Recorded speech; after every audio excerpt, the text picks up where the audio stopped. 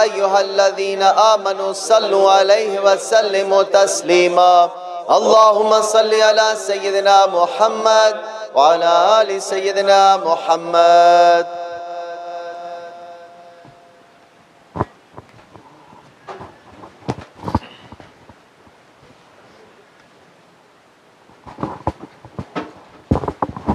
Inshallah, we'll start with Salabat book, page number 5.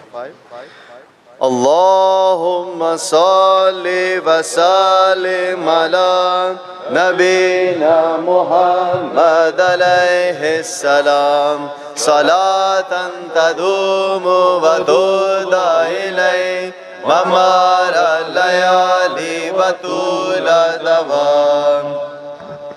أعوذ بالله من الشيطان الرجيم بسم الله الرحمن الرحيم إنا فتحنا لك فتحا مبينا ليغفرك الله ما تقدم من ذنبك وما تأخر ويتم نعمته عليك ويهديك صراطا مستقيما وينصرك الله نصرا عزيزا لقد جاءكم رسول من أنفسكم عزيز عليه ما عنتم حريص عليكم بالمؤمنين رؤوف رحيم وإن تولوا فقل حسبي الله لا إله إلا هو عليه توكلت وهو رب العرش العظيم. إن الله وملائكته يصلون على النبي يا أيها الذين آمنوا صلوا عليه وسلموا تسليما اللهم صل على سيدنا محمد وعلى آل سيدنا محمد.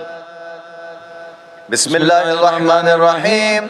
الفاتحة لنا ولكم يا حاضرون ووالدنا ووالدكم وأهالنا وأولادنا ولمشايخنا ولمن حضرنا ولمن غاب عنا ولأحيائنا ولأمواتنا وللمواطنين على هذا المجلس ولمن كان سببا في جمعنا بأن الله الكريم ينفر القلوب ويغفر الذنوب ويستر العيوب ويحفظنا بما حفظ به الذكر وينصرنا بما نصر به الرسول وأن الله الكريم يجعل مجلسنا هذا محاطا بالخيرات والمسرات والأنوار والبركات ويقضي لنا جميع الحاجات بجاه خير البريات وأن الله ينصر المسلمين وعلى نيتنا الله الكريم ينصر سلطان الأولياء مولانا الشيخ محمد ناظم عادل الحقاني قدس الله سره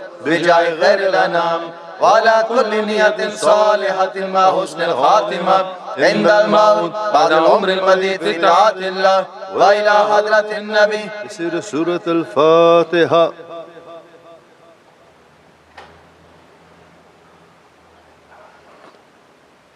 بسم الله الرحمن الرحيم.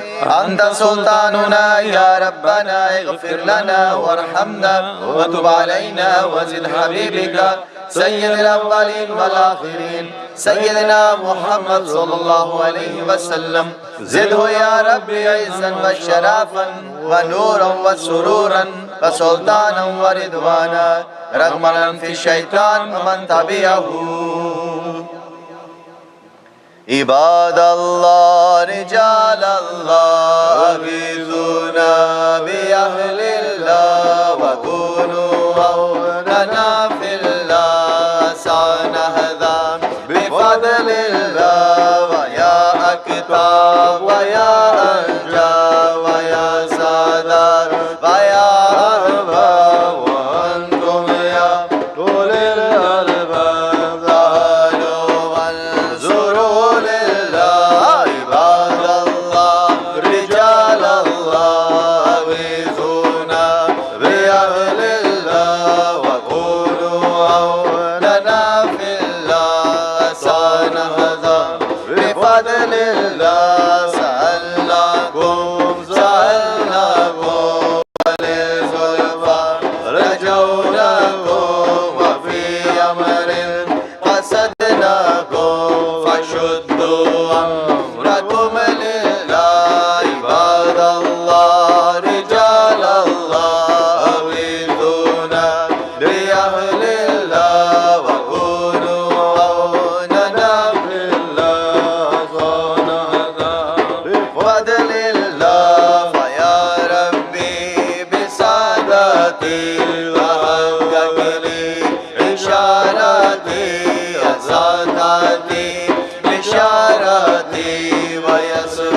أمرنا لله عباد الله رجال الله أغيثونا بأهل الله وكونوا عوننا في الله أسانا هذا بفضل الله بكشف الحجب عن عيني ورفع البين بالبين وصرف القلب والعين بنور الوجه يا الله عباد الله رجال الله أغيثونا بأهل الله وكونوا عوننا في الله سنهضى بفضل الله صلاة الله لمولانا على من بالهدى جانا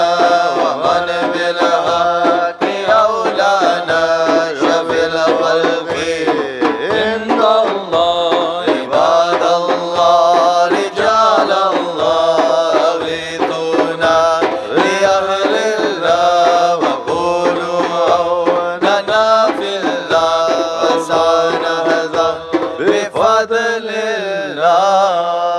الله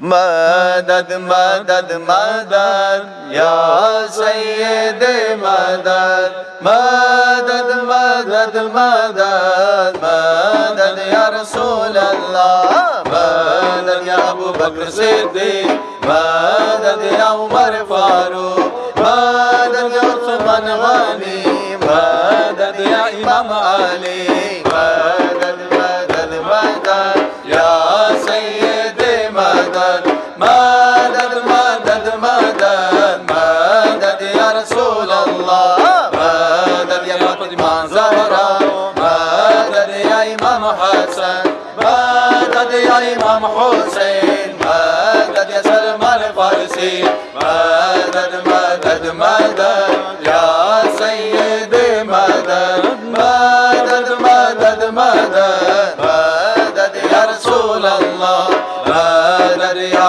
قاسم مدد يا صادق مدد يا بسطامي مدد يا فرقاني مدد مدد مدد يا سيدي مدد مدد مدد مدد مدد يا رسول الله مدد يا فرمادي مدد يا همداني مدد يا خديرو مدد يا غجواني مدد يا عارفو مدد يا فغناوي مدد مدد مدد يا سيدي مدد مدد مدد مدد مدد يا رسول الله مدد يا رميتاني مدد يا سماسي مدد يا أمير كولار مدد يا شاه نقشبند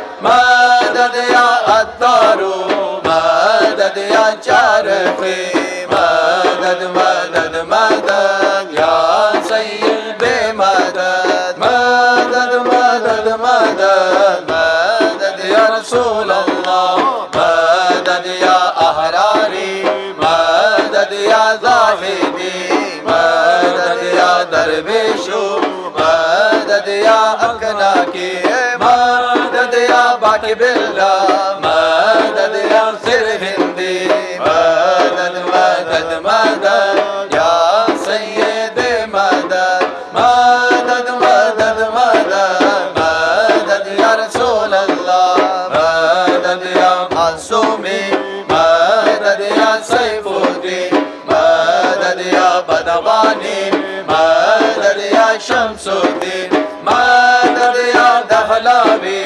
مدد يا بغدادي مدد مدد مدد يا سيدي مدد مدد مدد مدد مدد يا رسول الله مدد يا إسماعيل مدد يا خاص محمد مدد يا ياراني مدد يا غموتي مدد مدد مدد يا سيدي مدد مدد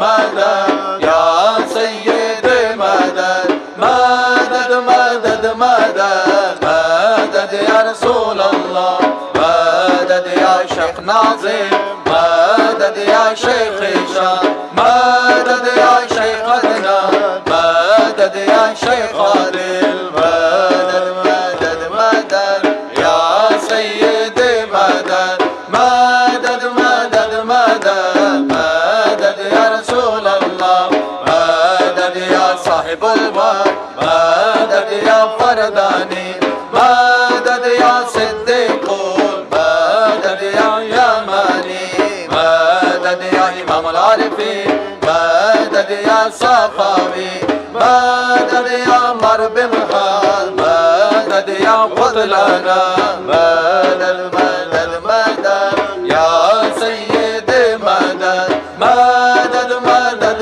مدد مدد يا رسول الله مدد يا إمام مهدي مدد يا خليفة الله مدد يا إمام مهدي مدد يا خليفة الله مدد مدد مدد يا سيدي مدد مدد مدد مدد مدد يا رسول الله.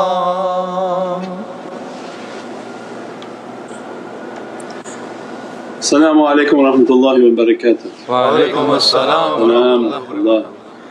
أعوذ بالله من الشيطان الرجيم. بسم الله الرحمن الرحيم. والحمد لله رب العالمين والصلاة والسلام أشرف المرسلين سيدنا ومولانا محمد المصطفى صلى الله عليه وسلم. بمددكم ونظركم سيدي يا رسول الكريم يا حبيب العظيم.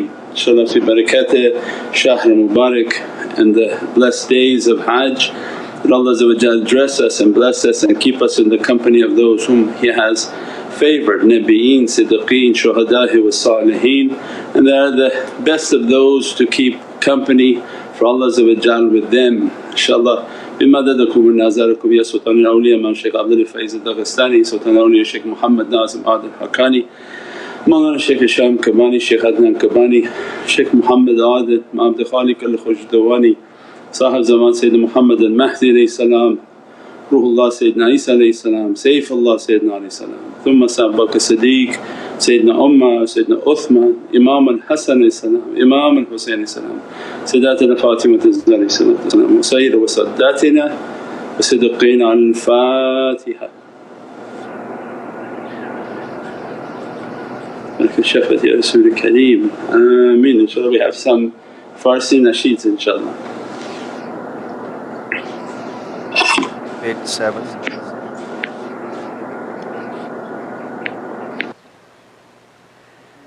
مولا علي يا حيدر مولا علي يا حيدر مولا علي يا حيدر مولا علي يا حيدر مولا علي يا حيدر مولا علي يا حيدر مولا علي يا حيدر مولا علي يا حيدر آبروی عالم ولایت و آقا دارون دار من فدای تو آقا ایک جان جهانی فخر متقیانی امیر مومنانی هستی ساقی قطر مولا علی یا حیدر مولا علی یا حیدر مولا علی یا حیدر مولا علی یا حیدر مولا علی یا حیدر نام تو صفائے رمضان الکریم مسیر حب تو صراط المستقیم راحت راہ ہدایت قدر تو بے نہایت مرمانہ عنایت حق کے مالک و قمر مولا علی یا حیدر مولا علی یا حیدر مولا علی یا حیدر مولا علی یا حیدر مولا علی یا حیدر دعا کن اربعین مشهور عاشورا از نجف برویم به سوی کربلا خورشید عالمینی نبی را نور عینی گریه کن Husaini ता सुबह रोज़े महशर मौला अली या हैदर मौला अली या हैदर मौला अली या हैदर मौला अली या हैदर मौला अली या हैदर हो जा बोले आगा बेरोज़े आशूरा हुसैन तलब पेश में कर देते सरजोदा जिक्र शाबिर दिया रब जानश आमद बरलब आमानस दिल ज़ैनब दर मातम बरादर हुसैनी गर मादर मौला अली या हैदर मौला अली या हैदर मौला अली या हैदर मौला अली या हैदर मौला अली या हैदर मौला अली या हैदर मौला अली या हैदर मौला अली या हैदर मौला अली या हैदर ला फता इल्ला अली ला सैफ इल्ला ज़ुल्फ़िकार ला फता इल्ला अली ला सैफ इल्ला ज़ुल्फ़िकार उज़्कुरू अला मुहम्मद कुल्ल लैल व नहार बारहा गुफ्ते मुहम्मद के अली जाने मनस बारहा गुफ्ते मुहम्मद के अली जाने मनस हम बे जाने अली हो हम बे मोहम्मद सलावत ला फता इल्ला अली ला सैफ इल्ला ज़ुल्फ़िकार ला फता इल्ला अली ला सैफ इल्ला ज़ुल्फ़िकार उज़्कुरू अला मुहम्मद कुल्ल लैल व नहार या काहिरल अदू या वालियल वली या मज़हरुल अजाइब या मुर्तज़ा अली ला फता इल्ला अली ला सैफ इल्ला ज़ुल्फ़िकार ला फता इल्ला अली ला सैफ इल्ला ज़ुल्फ़िकार उज़्कुरू अला मुहम्मद कुल्ल लैल व नहार क़ाल रसूलुल्लाह अना मदीनतुल इल्म व लिबाबुहा क़ाल रसूलुल्लाह अना मदीनतुल इल्म व लिबाबुहा आले बाबहू आले बाबहू आले बाबहू आले बाबहू आले बाबहू आले बाबहू ला फता इल्ला अली ला सैफ इल्ला ज़ुल्फ़िकार ला फता इल्ला अली ला सैफ इल्ला ज़ुल्फ़िकार उज़्कुरू अला मुहम्मद कुल्ल लैल व नहार या नुक्ती बि बिस्मिल्लाहिर रहमानिर रहीम या नुक्ती बि बिस्मिल्लाहिर रहमानिर रहीम या असदुल्लाह गालिब या मुर्तज़ा या अली ला फता इल्ला अली ला सैफ इल्ला ज़ुल्फ़िकार ला फता इल्ला अली ला सैफ इल्ला ज़ुल्फ़िकार उज़्कुरू अला मुहम्मद कुल्ल लैल व नहार अव्वल व आखिर आहिर व बातिन या अबल हसन या अबल हुसैन जाने पैगंबर माशूक़े ज़हरा या शाह मर्दान या शेरे यज़दान या हुक्म फरमान या नूरे जानान ए जाने जानान ए तुए दरमान अली ला फता इल्ला अली ला सैफ इल्ला ज़ुल्फ़िकार ला फता इल्ला अली ला सैफ इल्ला ज़ुल्फ़िकार उज़्कुरू अला मुहम्मद कुल्ल लैल व नहार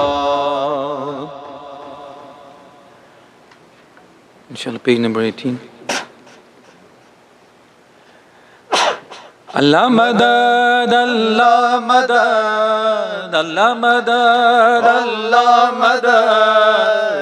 رسول الله نظر یا رسول الله نظر یا رسول الله نظر یا رسول الله نظر اللہ مدد اللہ مدد اللہ مدد اللہ مدد یا رسول اللہ نظر یا رسول اللہ نظر یا رسول اللہ نظر یا رسول اللہ نظر اے یار من اے یار من اے یار بے زنہار من اے ہجر تو دل سوزی من اے لطف تو غم خوار من اے لطف تو غم خوار من اللہ مدد اللہ مدد اللہ مدد اللہ مدد یا رسول اللہ نظر یا رسول اللہ نظر یا رسول اللہ نظر یا رسول اللہ نظر خوش می روی در جان من چو می کنی درمان من ای دین و ایمان من ای بحر گوهر بار من ای بحر گوهر بار من اللہ مدد اللہ مدد اللہ مدد اللہ مدد یا رسول اللہ نظر یا رسول اللہ نظر یا رسول اللہ نظر یا رسول اللہ نظر ای جان من سلطان من سلطان من دریائے بے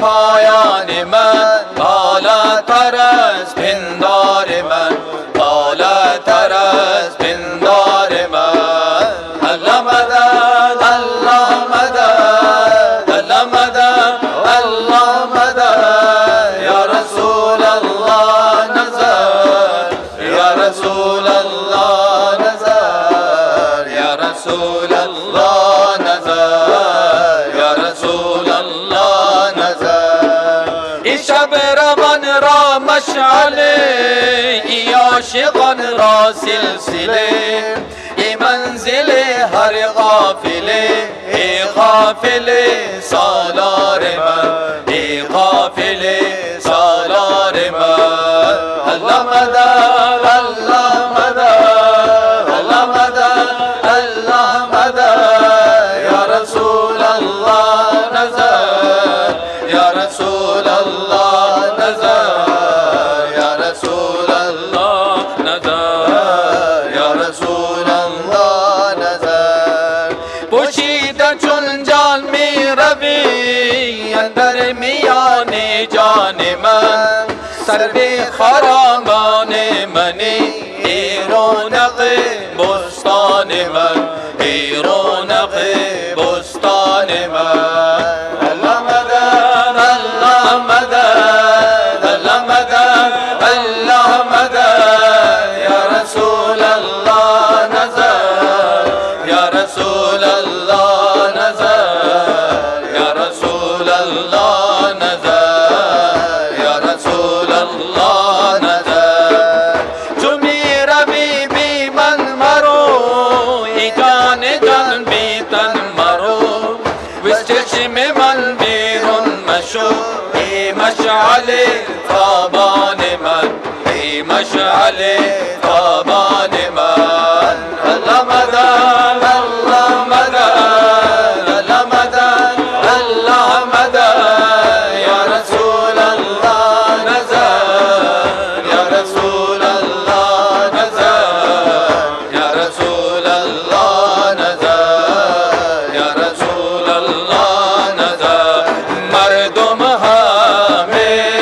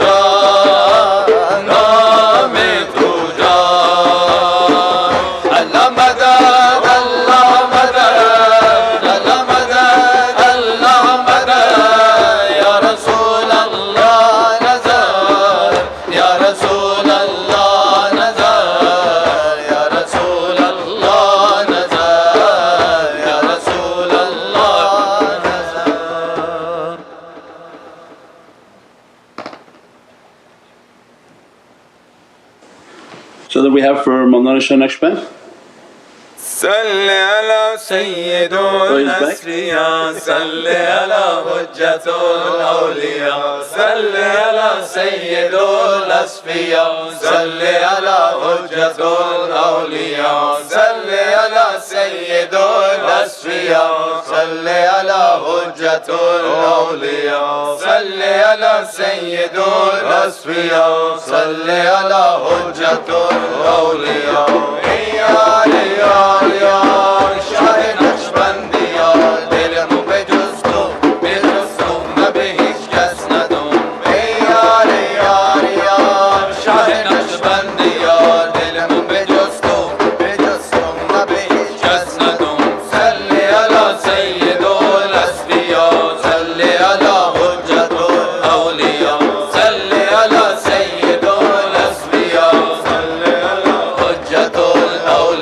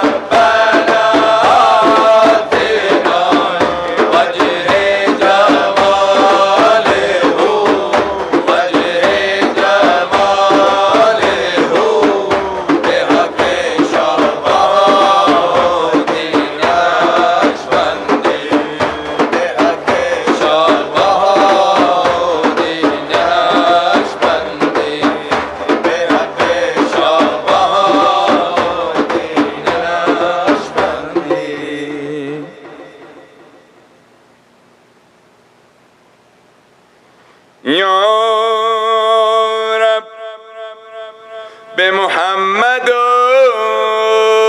علی و زهرا رب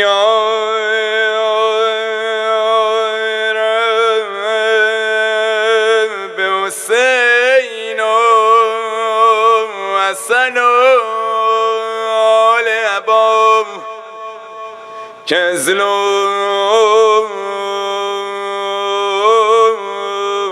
برا راجتم درد و سرا بی منت خلق یا علی العلا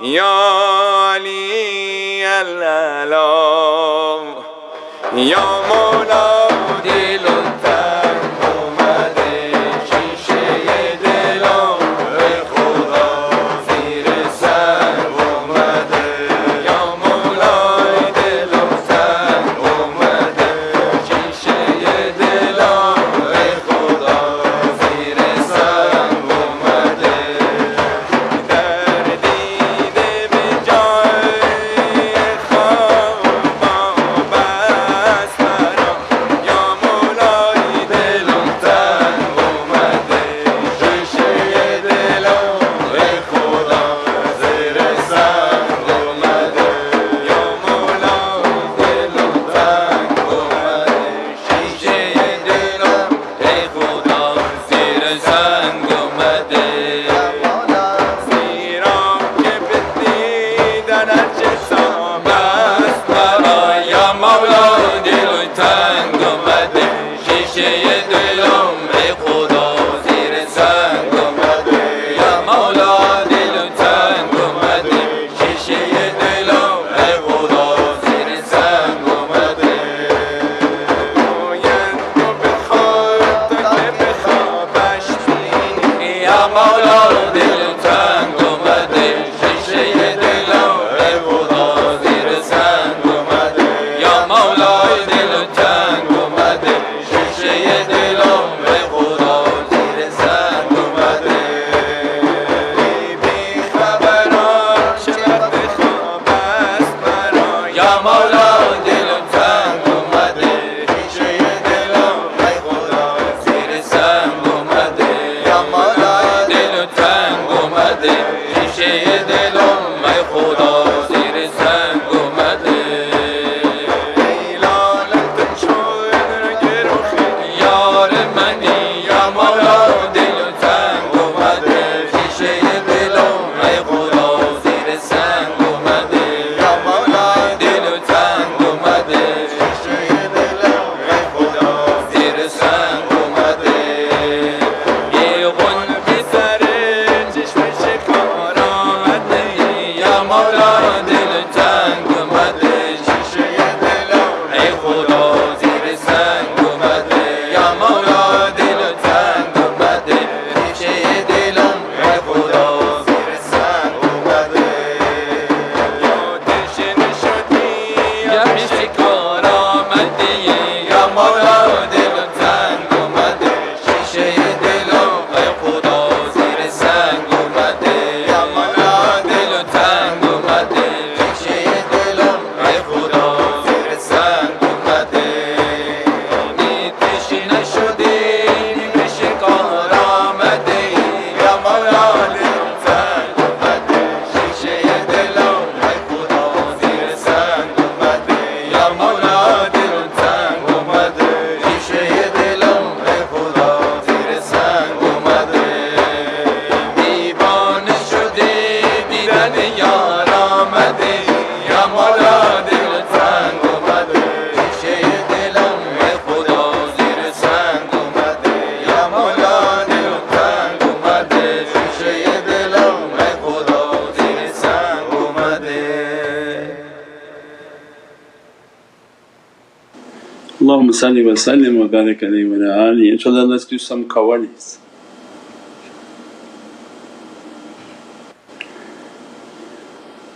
जब हुस्न था उनका जलवा नुमा अनवार का आलम क्या होगा, हर कोई फिदा है बिन देखे दीदार का आलम क्या होगा।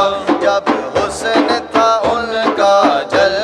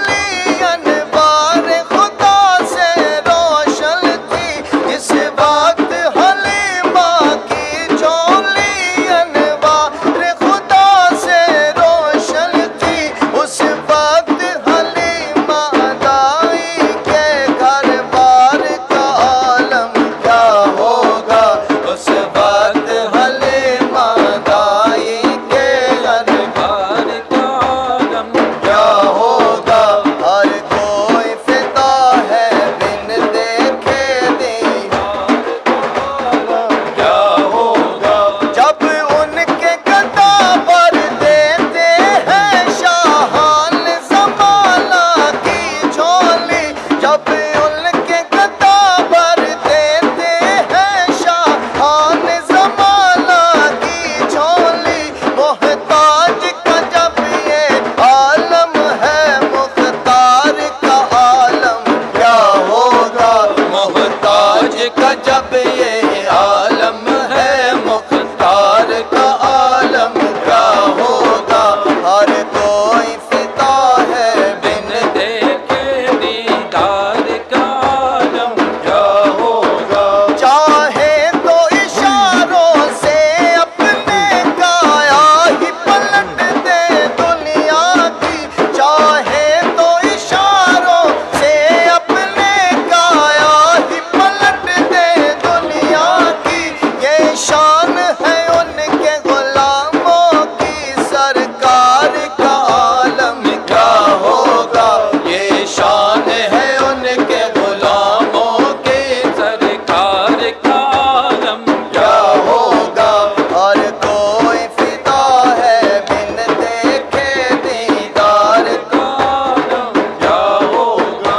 सुन सुन के सहाबा की बातें कुफार मुसलमान होते थे। सुन सुन के सहाबा की बातें कुफार मुसलमान होते थे। फिर मेरे रसूल अकरम की गुफ्तार का आलम क्या होगा। फिर मेरे रसूल अकरम की गुफ्तार का आलम क्या होगा। हर कोई फिदा है बिन देखे दीदार का आलम क्या होगा। हर कोई फिदा है बिन देखे दीदार का आलम क्या होगा। अल्लाहुम्मा सल्ली व सल्लिम व बारिक अलैहि व अला आलिहि। मुर्तज़ा के पेसर फातिमा के जिगर ए इमाम ज़मन तेरी क्या बात है। मुस्तफ़ा ने कहा तुझको अपना बदन। मुस्तफ़ा के बदन तेरी क्या बात है। मुर्तज़ा के पेसर फातिमा के जिगर ए इमाम ज़मन तेरी क्या बात है। मुस्तफ़ा ने कहा तुझको अपना बदन। मुस्तफ़ा के बदन तेरी क्या बात है। तेरी मादर सी मादर किसी की नहीं। तेरे नाना सा नाना किसी का नहीं। तेरी मादर सी मादर किसी की नहीं। तेरे नाना सा नाना किसी का नहीं। तेरे भाई सा भाई किसी का नहीं। तेरे बाबा सा बाबा किसी का नहीं। हमने आलम का तुझको पैगंबर कहे मेरे मौला हसन तेरी क्या बात है। मुर्तज़ा के पेसर फातिमा के जिगर ए इमाम ज़मन तेरी क्या बात है।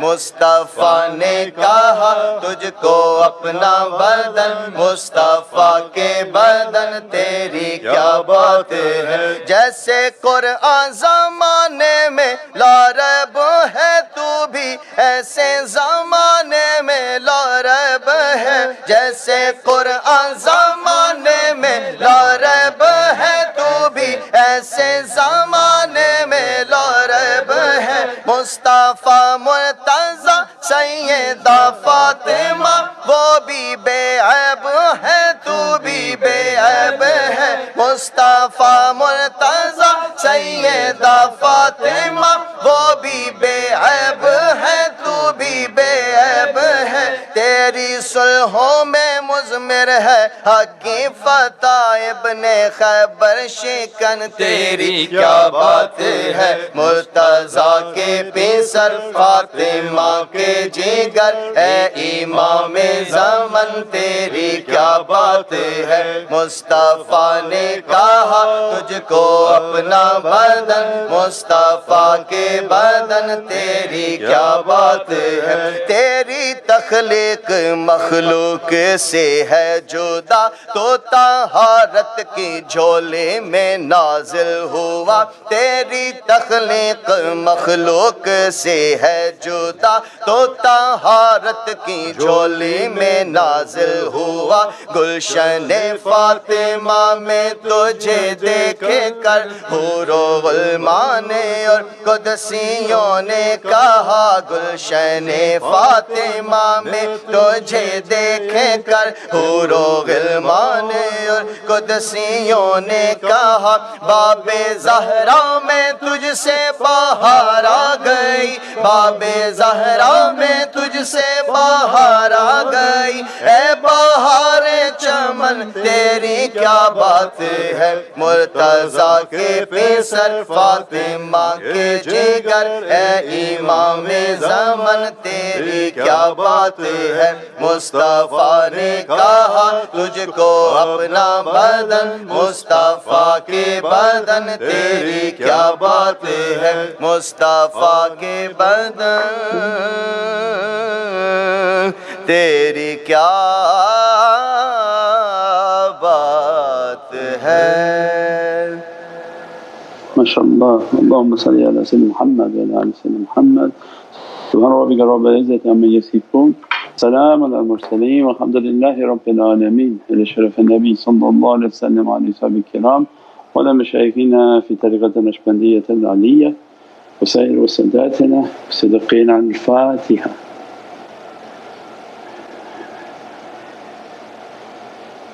بشفاعة رسول الكريم آمين.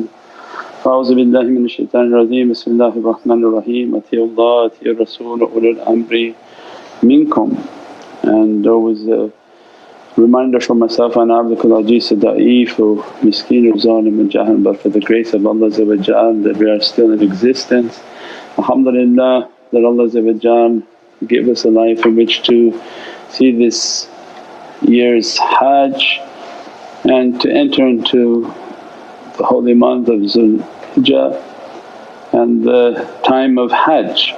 Alhamdulillah that we talked about the tawaf, and the tawaf is a reminder of our focus in life, and that the inner Hajj is the goal towards the oceans of reality, and the love of Sayyidina Muhammad.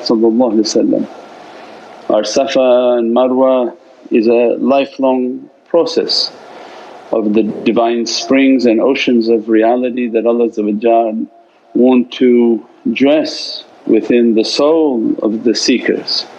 Because everything that we are doing physically is a much deeper reality spiritually. That which we're focusing on, we're making our tawaf, and our focus is Allah, making our 7 tawaf because we have 7 names in Divine the Presence, and asking that each tawaf that we're making dressing our reality upon this earth, and that each of the 7 realities dressing us upon this earth to reach towards Allah's Divinely pleasures and Divinely lights. The Safa and Marwa is our oceans and springs of reality, that online we have a much more detailed understanding of the springs, and it's a lifelong journey, that a continuous struggle as we struggle in our way and to reach our way of realities. Allah is dressing the soul of the believers and those whom He has inspired to reach to the higher heights and to the higher realities. So everything is about the reaching of the inward. We talked the other night, trying to find our article on Naqshbandiya, and built upon the 11 principles of Naqshbandiya.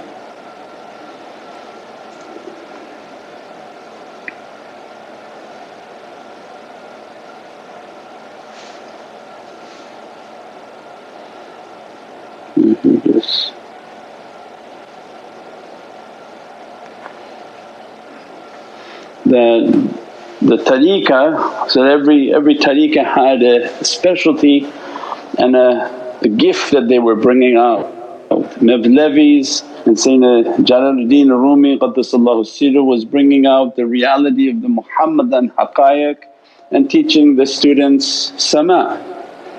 That was the physical manifestation of teaching them that your whole focus is on the heart, that make your body to run after the heart, that the wuquful qalb and the vigilance of your heart. And then this ishq and love of the Muhammadan reality. The love poetry was not about people. What he was giving of inspirations and ilham coming through his heart was, when you are non-existent, the love that you're experiencing is the love that Allah has for the reality of Sayyidina Muhammad. And the immense unimaginable love that Sayyidina Muhammad has for Divinely Presence. When the self is out, what is being felt is the love of the Divinely Presence. As a result of all of those writings of ishq and love, it's not from the seeker, because the seeker is negated and the seeker is merely negating themselves to be nothing. In the ocean of nothingness is to witness the One and to witness what Allah wants the servant to witness. From that witnessing immense oceans of love poetry and love for the Divinely Presence, love of what Allah what we try to describe as this love that Allah has for Sayyidina Muhammad, because He created this creation out of love. This haqqaiq is the ocean of love, and as a result He beautifies everything for the sake of that love. And that's why the immensity of those poetries, that's why the immensity of teaching the students about that love, that if they lost themselves and they entered into that love, their sama they would rise and they were levitating off the ground in their sama, which no longer is happening. And a lot of these miracles stop because the time is too close for the Dajjal and they don't want to mix events that are happening with Dajjal. Then the Rifai and Qadri, theirs was the standing reality of ishq and love, that they stand for the hadrah and the presence of Sayyidina Muhammad, and that to take from that Divinely qudra a fayaz into their heart. That every time they stood and they resembled the atomic reality, that they are the electrons and Prophet is the nucleus, and the nucleus is only positive and emitting positives. And the sultanate of that positive, that he sends out the lightning from his heart and as a result it hits everyone on the circumference, and as a result of that hit it brings the electron closer into the Divinely Presence. So the reality of their hadrah was Hadrat al-Nabi. Naqshbandiyat al-Aliyah were the immense oceans of esoteric knowledge, that because of the mastery of the foundation they laid for entering into their heart, that their miracle was to teach the student how to clean, how to wash, how to sit and enter into the heart. And because of the depth of their muraqabah, their tafakkur, all their contemplation was then the immense realities of knowledges that were coming out from Naqshbandiyah. And this was the fame of Naqshbandiyah was the ulum and the knowledges, but that was a result because of the specialties of tafakkur and contemplation, which now became a time of jahiliyah in which it's not even understood anymore. And people asking, is this even in tariqah to meditate, to make tafakkur, to make contemplation? So we'll go over just one because as they become more, they're much more complicated. But from the principles that Mawlana Abdul Khaliq al-Khujdawani and Mawlana Shah Naqshband compiled, and they are about 400 years in difference. Mawlana Abdul Khaliq al-Khujdawani was earlier The 11th shaykh, 17th shaykh of Naqshbandiya is Mawlana Shah Naqshband Qaddasallahu Siru. So the time doesn't matter for them in the realities of completing and their connection with each other, but it's encapsulated by the name of Naqshbandiya because of the immensity of what Mawlana Shah Naqshband had put together for the school, as if to finish it and seal it, that from this point on the name doesn't change. And Naqshbandiya then became the immense schools of haqqaiqs into the heart and how to tafakkur and contemplate into the depth of the heart. And that doesn't change until the presence of Sayyidina Mahdi which everything becomes Muhammadiyun. That Sayyidina Mahdi doesn't follow anyone's name, and all names will become Muhammadiyun to follow the way of the Muhammadan representative and the reflection of Sayyidina Muhammad upon this earth. The first principle that they laid for us, for anyone who's coming to Naqshbandiya is hush dardam. Hush is to be conscious, dardam to be conscious of your breath. So that's why all of the shaykhs, and Mawlana Shaykh's book on the Naqshbandi golden chain has the lives of all the shaykhs, and every single shaykh has a quote on the importance of the breath. So the tariqah is built on hush dardam, conscious breathing. And to encapsulate just the understanding of it is that the greatest gift that Allah has given to all of creation is the breath. And Mawlana Shaykh describes that Allah put from the secret of alif, lam, lam, hay, the secret of that hay is in every creation, is the secret of that breath. So that nafas ar-rahmah that is sending out to all of creation, and everything is required to breathe, whether upon the earth or under the sea, it's breathing. It's breathing by the secret of that hay. And with the reality of that hay we've described before, that is who, because that hay has a little wow above it and within it. It has a wow outside and has a wow hidden inside, because it's all about the reality of hu and ishq. So then this hu is the secret of every breath. It's a power like the Wi-Fi we described that emanates everywhere. As a result of that power, that qudra, all creation is required to breathe it in. They consume that hay, and as they consume it, that hu is giving them a life force. If the seeker doesn't understand that, what then is tariqah? Just get-togethers and people walking around looking different than other people? So this was the usul of marifah, the Islamic usul, these are for Islam. But for Iman, these principles of Naqshbandiya was for the school that the student wants to enter in. The first thing they have to be taught is the hush dardam, be conscious of your breath.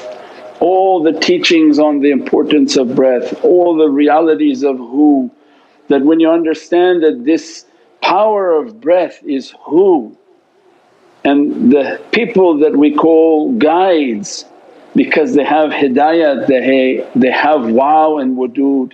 These guides of hu, they are the guides of muhabbat and love. Everything about them should be loving. That's why if you looked at Mawlana Shaykh Nazim Sultan al-Awliya was immense ocean of hu. Whether you were good or you were bad, he was always loving, because his character is not based on you. is not based on the seeker, not based on anyone, is based on the Divinely reflection. His nazar, his vision and reflection is from Divinely presence, not based on people and creation. He merely reflects what Allah wants to be reflected upon humanity.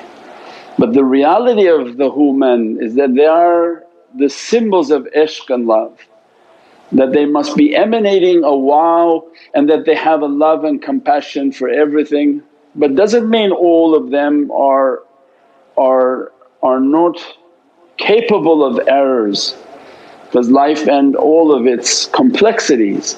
But this is the basis of their training, was to be filled with this Divinely ishq and love, a respect for all humanity, all creatures, all creation. And as a result Allah has sent them through the schools of tarbiyah and they were granted hidayat and guidance.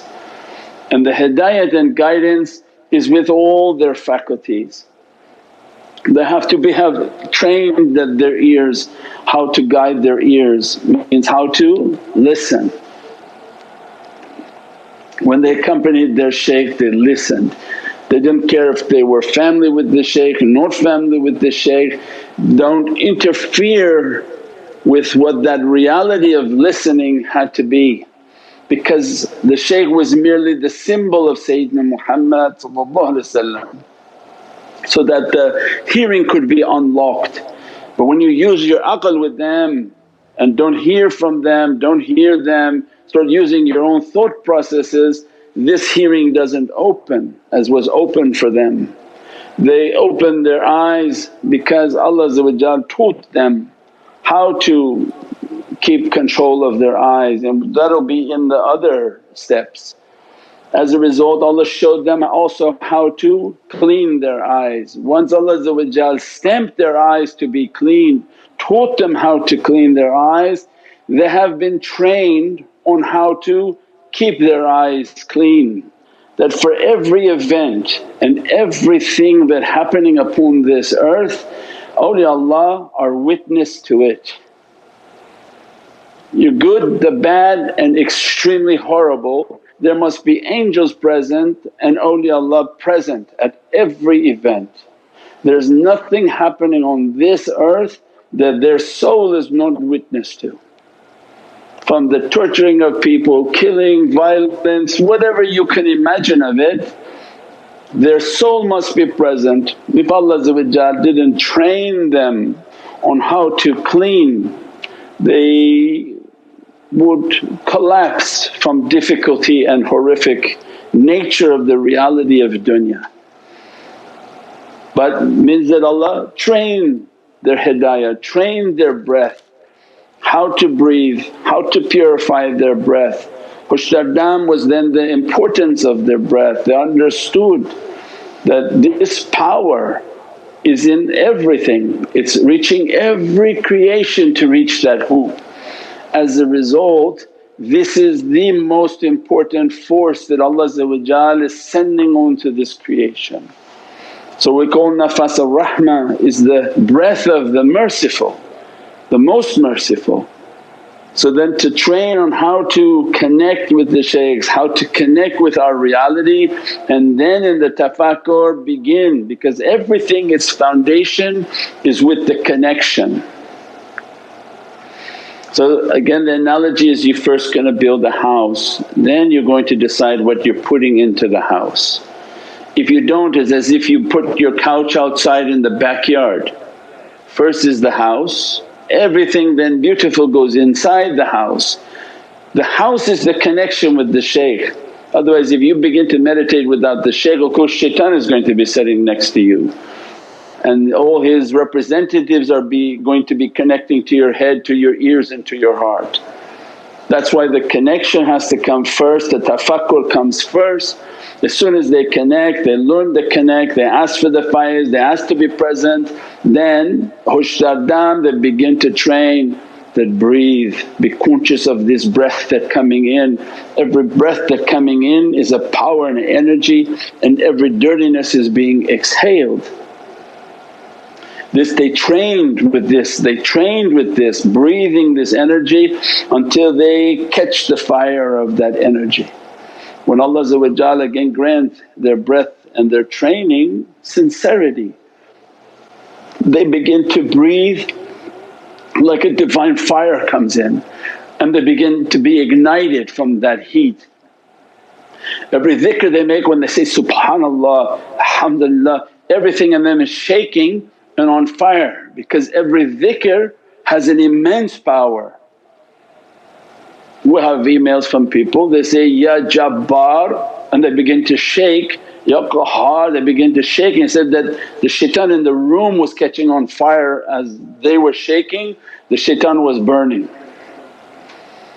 Every dhikr of Allah with the breath of truth and the breath of cleanliness, the breath of reality is then ignited. Every dhikr, every salawat, every practice they're doing, they turning that into like a fire, and that's why it becomes like a sun. Their realities are like suns, that they have a lit heart, that everything they do, if they do it in their contemplative state, it begins to ignite, and they don't do that all the time, it's going to cause problems for them and everything around them. But the reality of the breath was immense. So then we can see that if nobody's training on the breath and tafakkur and contemplation, what left of then tariqah? For the first step is that the breath has to be ignited, the energies have to be ignited, the heart has to be ignited, so that when they are alone and they're doing their tafakkur, they're doing their contemplation, they made their connection and they begin their awrad, they begin their zikrs, and they feel the energy of that. They feel the immense power that dressing their soul and their practices.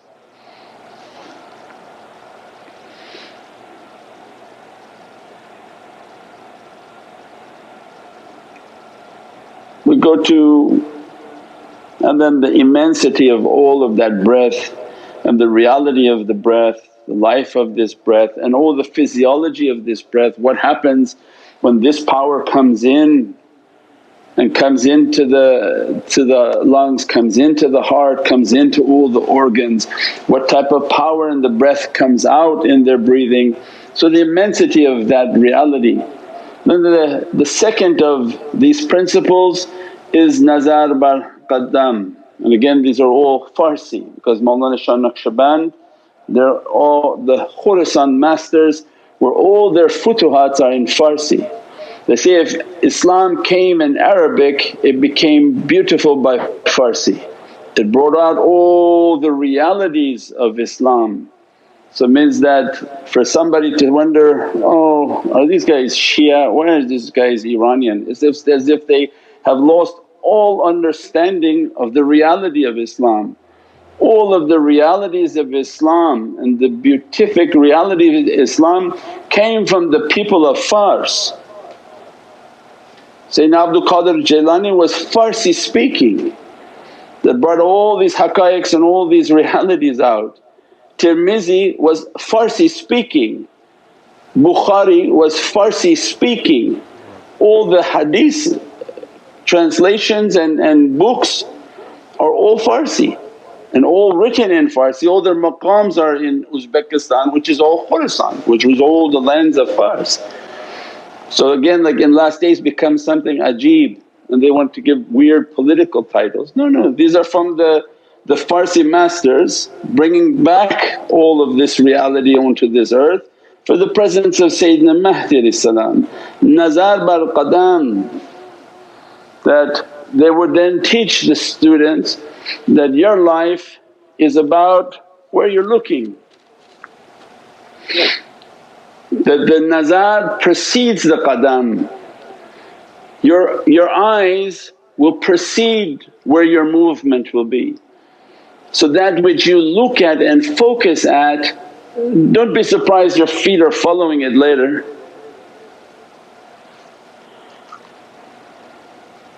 So we know that the eyes and then the in-depth teaching, we have all of these on the website over these 20 years of teaching. This nazar is then the reality of your eyes. The reality of your eyes are your hawa, your dunya. What you want from dunya, they say your eyes are hungry.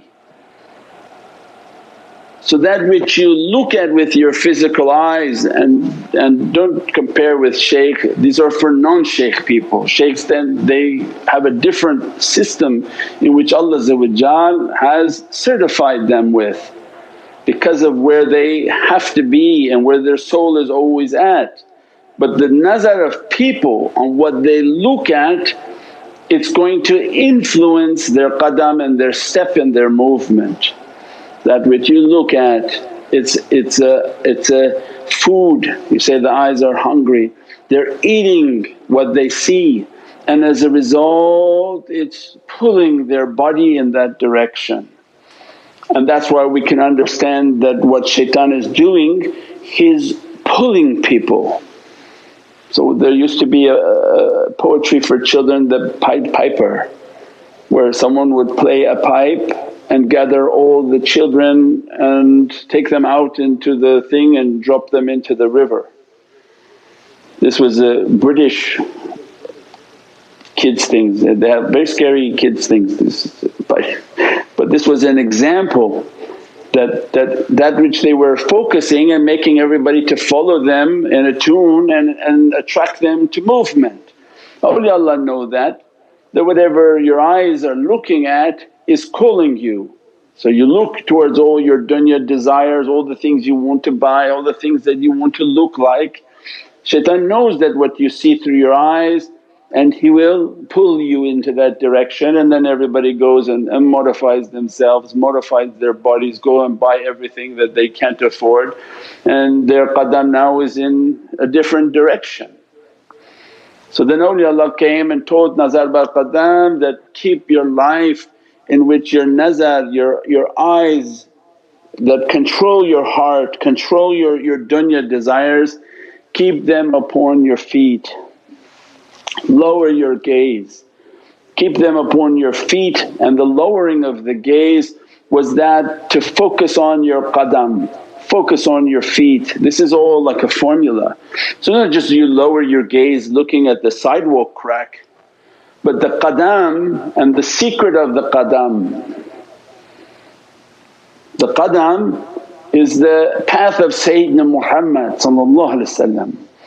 and say qadam al-haq, because you can't take these teachings in half, and that's why Prophet was teaching, Allah was teaching the believer, tell the believer to lower their gaze.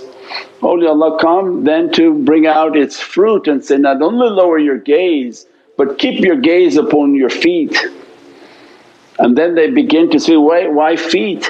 Well, because qadam al-haq, the feet and the path of truth is Sayyidina Muhammad. So the reality of a qadam is that the mim, that it's a way towards the oceans of power of Sayyidina Muhammad. Qadam as-Siddiq were the holy companions and Ahlul Bayt, that they followed the way of Sayyidina Muhammad,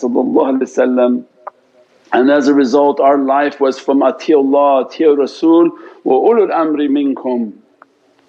Why Allah want for us that follow them, obey them, keep their company, because they're inheriting qadam al-haq, they inherit qadam as-Siddiq, and their lives are to be muqaddam. So muqaddam, they are the people of the qadam, of the path. And so the nazar bar qadam means that keep your eye on your shaykh and on the teaching and on the path. Not only your own feet, because if your feet are not going good and you're just dancing at a club looking at your feet, what was the benefit of that? It wasn't just you take it halfway. The awliyaullah come to explain everything, that once you take a path in which to look where these feet are taking me, they're not taking me to Divinely Presence.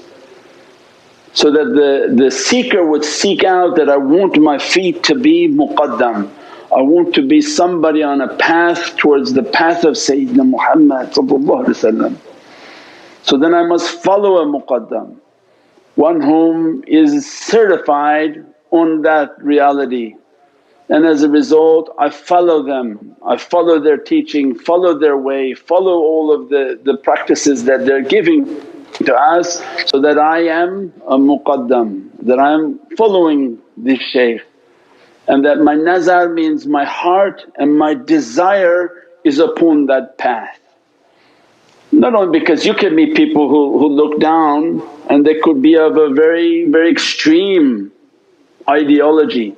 They're not following what we're teaching, they just look down and imitate that they're pious. They may be looking down but in their heart may have very bad thoughts.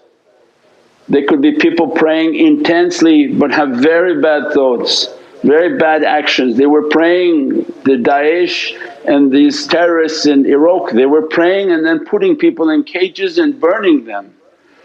But you say, my gosh, they were praying and they had beautiful Arabic recitation. So no, it's not just that. It's when it's comment from these awliya that teach us, when Allah wants you to look down, He wants you to recognize your feet and that your feet must be inheriting the feet of shaykhs. And those shaykhs must be inheriting from the holy companions and from Ahlul Bayt. And those Ahlul Bayt and companions, they must be from the exemplars of the love of Sayyidina Muhammad.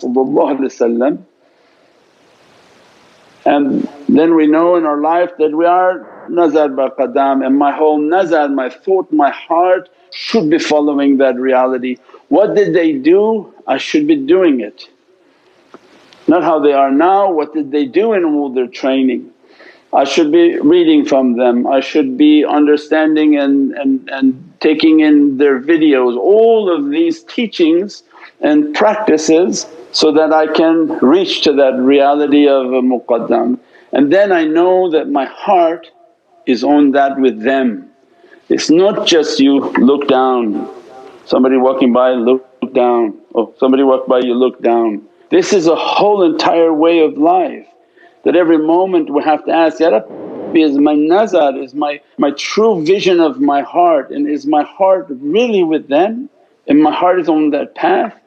Or I'm kind of here, I'm kind of there. So there's a deeper, much deeper understanding that every day we were fighting ourselves and struggling with ourselves that I can't do it, it's too difficult, I can't do it, but I gave so much into it, there was no way but doing it.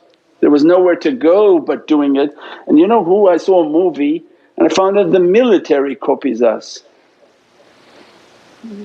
Remember modern military, you had a shovel and you had a pitchfork. Western militaries, they would go round up all the farmers, say, come on we're going to go fight this town, and they come with pitchforks and things. The concept of discipline and organization were tariqas. And so I saw one of these movies on the seals and how they train the seals. They break them to quit, they keep pushing them so they quit. They put them all the way underwater until they can't breathe, and they go into a state of death. They bring them back up, resuscitate them until the person says, this is crazy and I'm not going to do this and I'm leaving. And they won't. Out of 100 people they want 30 of them and 70 of them will be quitting. Where they understood that reality, that to test so that there is no quitting, there is no sort of going sidelines, that all our life was about the testing. As a result of testing, a difficulty, you keep testing and you're looking at your heart, Ya Rabbi, is my nazar, is my focus, not my physical eyes but my spiritual eye, is it on my path? Every decision I'm making, is that my according to my path and what's necessary for my path? And then if my heart is following my path, of course my eyes will be following the path. The more difficult is the heart of insan, not physical eye. Physical eye, they just lower their gaze and pretending to be lowering their gaze. That's great, but the real nazar is the gaze of the heart, that is your heart on your path. And are you constantly struggling to keep your path, making it more difficult for yourself, more complex for yourself, more time spent on your awrad, more time spent on all of the disciplines, more time spent on the association, more time spent on watching. There's so much happening, so much to be digesting. That's the struggle when you say, I can't do it, but I'm so much into it, there's no way I can quit. And that's what your nafs is saying to you, quit, quit, quit. And those whom are successful in the way of Allah they never quit, inshaAllah. To ask Allah to take them off this earth before that event should happen. That Allah to give them strength and himmah into reaching towards these divine oceans of reality. Then and begin now the spiritual understanding for the third principle is safar dar watan. Watan depending upon the except V or Wa. So safar dar watan is the journey inward. Means the traveller back to your homeland, the seekers to return back to the Creator, to know that we are from paradise and that we are asking to return to that reality. Love for one's homeland is a sign of faith, not only physical homeland but it's more important is the spiritual homeland. That we are people from paradise oceans, heavenly oceans, and that my safar dar watan is all about tafakkur. So imagine now these three principles of Naqshbandiya, which is the foundation of anyone thinking they're Naqshbandi, then how come these are not being taught? And people thinking that, oh these guys who are talking about meditation, these are doing something different. It's actually this is Naqshbandiya, other things we don't know what the people are focusing on or not focusing on anything. Safar dar watan then now means my whole journey is inward. I should be busy inward. I don't have to worry about outside people, I only have to worry about the demon inside of me. I don't have to fix outside people, I don't have to do da'wah to outside people, I just have to fix myself.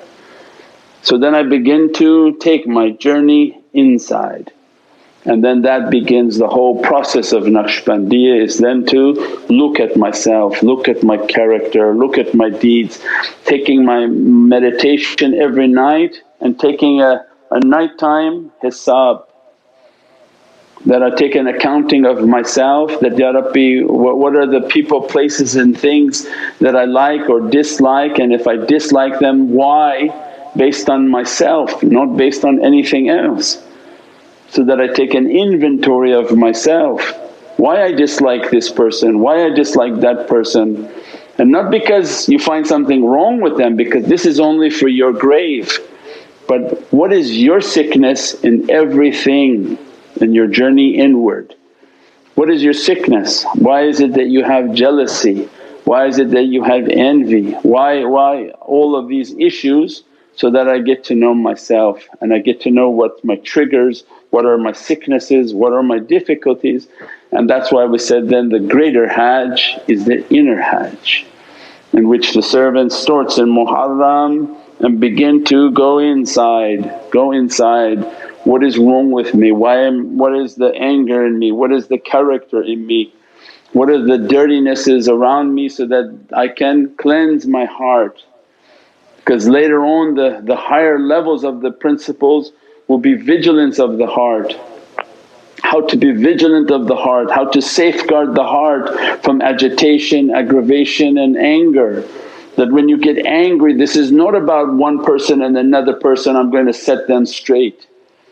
It means you lost your path. Allah doesn't care about any arguments, Allah doesn't care about any relations, because these relations are all dunya. If Allah testing the servant, all He cares about is your grave, and that you're not going to ever reach your reality before you enter into that grave. So that it's not about any issues it's about what's happening to my heart now.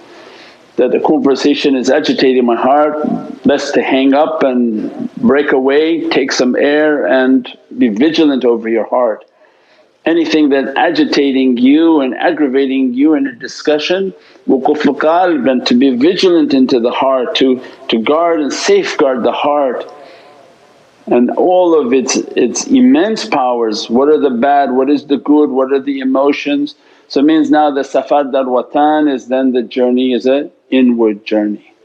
And when we go inward we're going from the lowest levels up into the heavens, and then from the heavens all the way coming down towards the worst desires and the bad desires within insan. InshaAllah. Subhana rabbika rabbil izzati amma yasifoon wa salaamun al mursaleen walhamdulillahi rabbil alameen.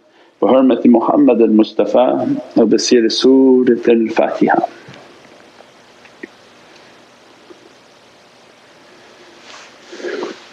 Ameen. Alhamdulillah. Safar dar watan. Do we have any questions? We have a few minutes before you have Maghrib. No? Nothing going on? InshaAllah. Let's break for Salatul Maghrib and inshaAllah we come back for the Khatm Khawjikan inshaAllah. As-salamu alaykum wa rahmatullah. Wa alaikum as-salam wa rahmatullah. As-salamu alaykum.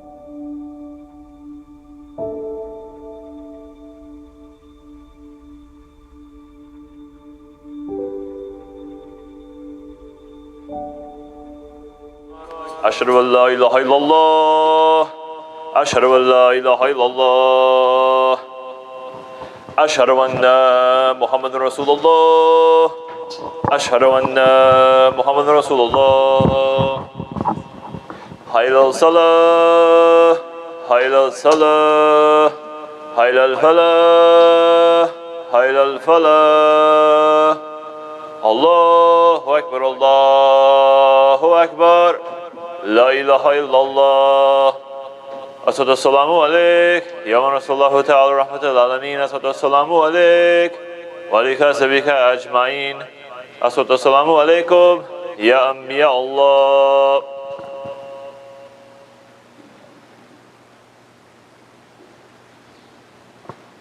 اللهم صل على سيدنا محمد صلى الله عليه وسلم الله أكبر الله أكبر الله أكبر الله أكبر أشهد أن لا إله إلا الله أشهد أن لا إله إلا الله أشهد أن محمدا رسول الله أشهد أن محمدا رسول الله حي على الصلاة حي على الصلاة حي على الفلاح حي على الفلاح كقامة الصلاة كقامة الصلاة الله أكبر الله أكبر لا إله إلا الله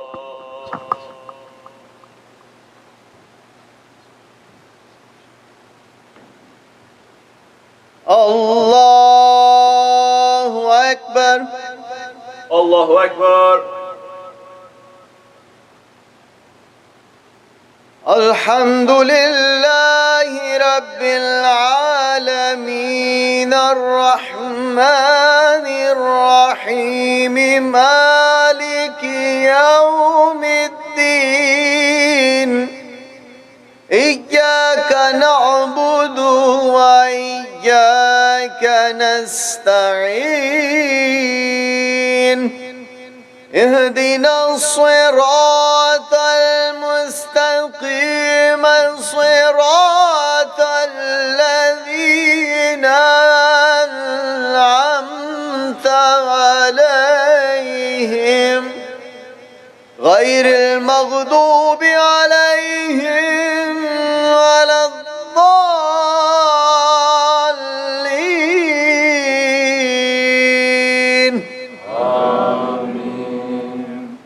إذا جاء نصر الله والفتح ورأيت الناس يدخلون في دين الله أفواجا فسبح بحمد ربك واستغفر إنه كان توابا الله أكبر الله أكبر سمع الله لمن حمده ربنا ولك الحمد الله أكبر الله أكبر الله أكبر الله أكبر الله أكبر الله أكبر الله أكبر الله أكبر الحمد لله رب العالمين الرحمن الرحيم مالك يوم الدين إياك نعبد وإياك نستعين اهدنا الصراط المستقيم صراط الذين أنعمت عليهم غير المغضوب عليهم ولا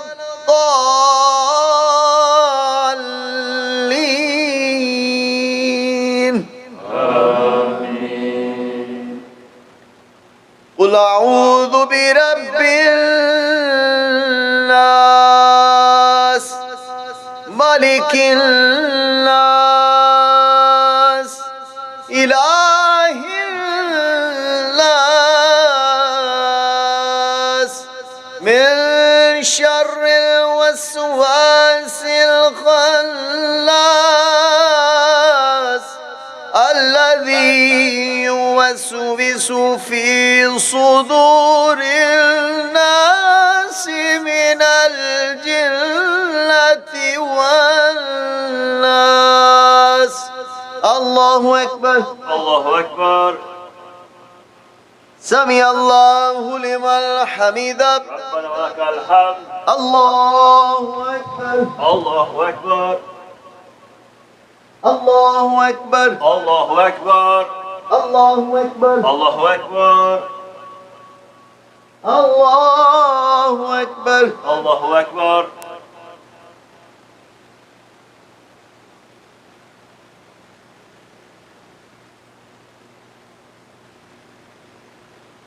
الله أكبر الله أكبر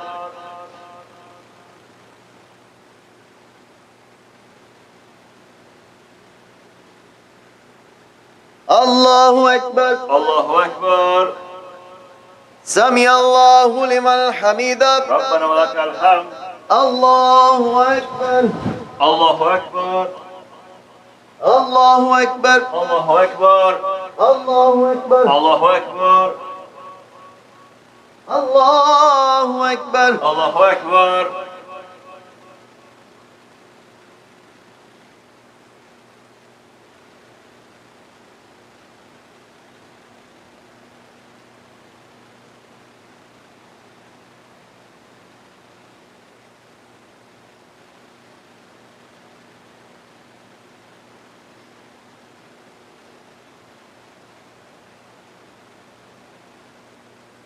السلام عليكم ورحمة الله السلام عليكم ورحمة الله السلام عليكم ورحمة الله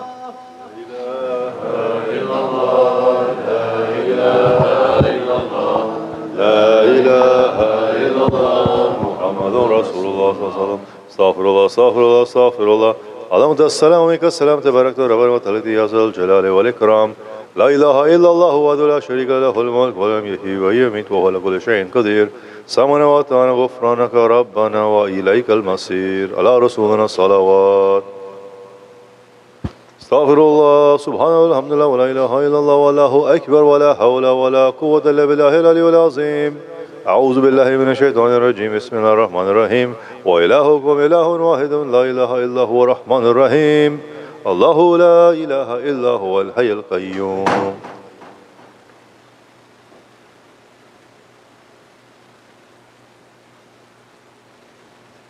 صدق الله العظيم سبحانك يا عظيم سبحان الله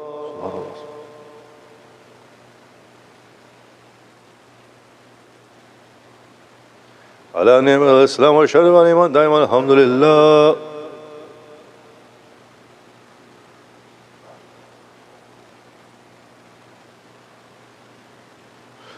تعالى شأنه ولا إله غيره. الله أكبر.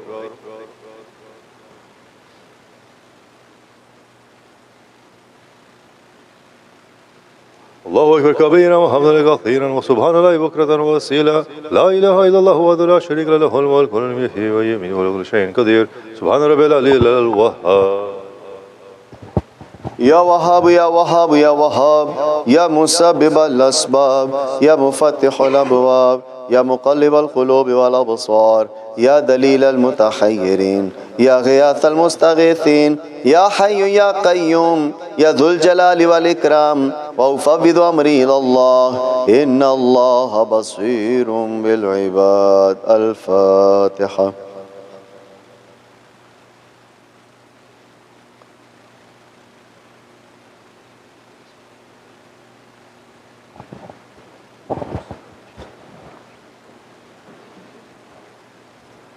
Barakat Ghaibana Salatul Janazah for all the people who passed away on last night. Inshallah.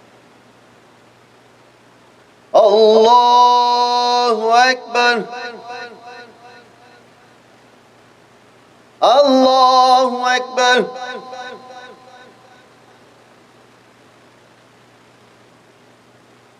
Allahu Akbar.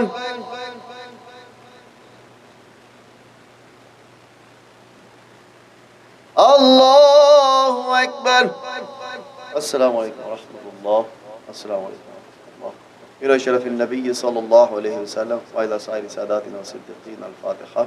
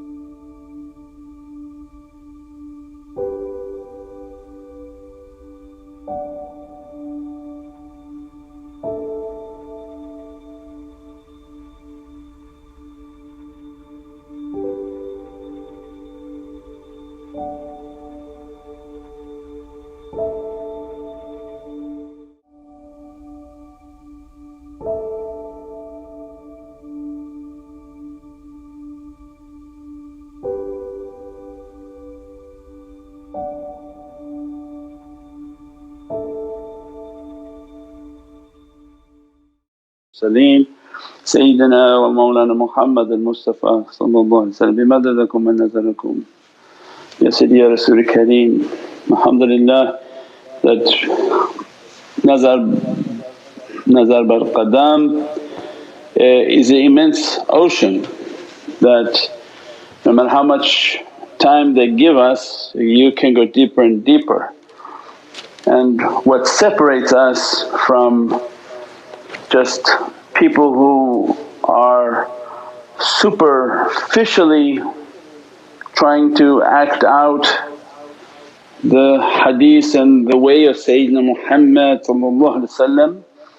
is that awliyaullah come and teach us the depth of it, that the closing of one eyes, lowering of one eyes and sort of superficial things that people may be doing for other people. But the nazar, its immensity is actually the nazar of the heart, and the nazar of the heart is the more powerful.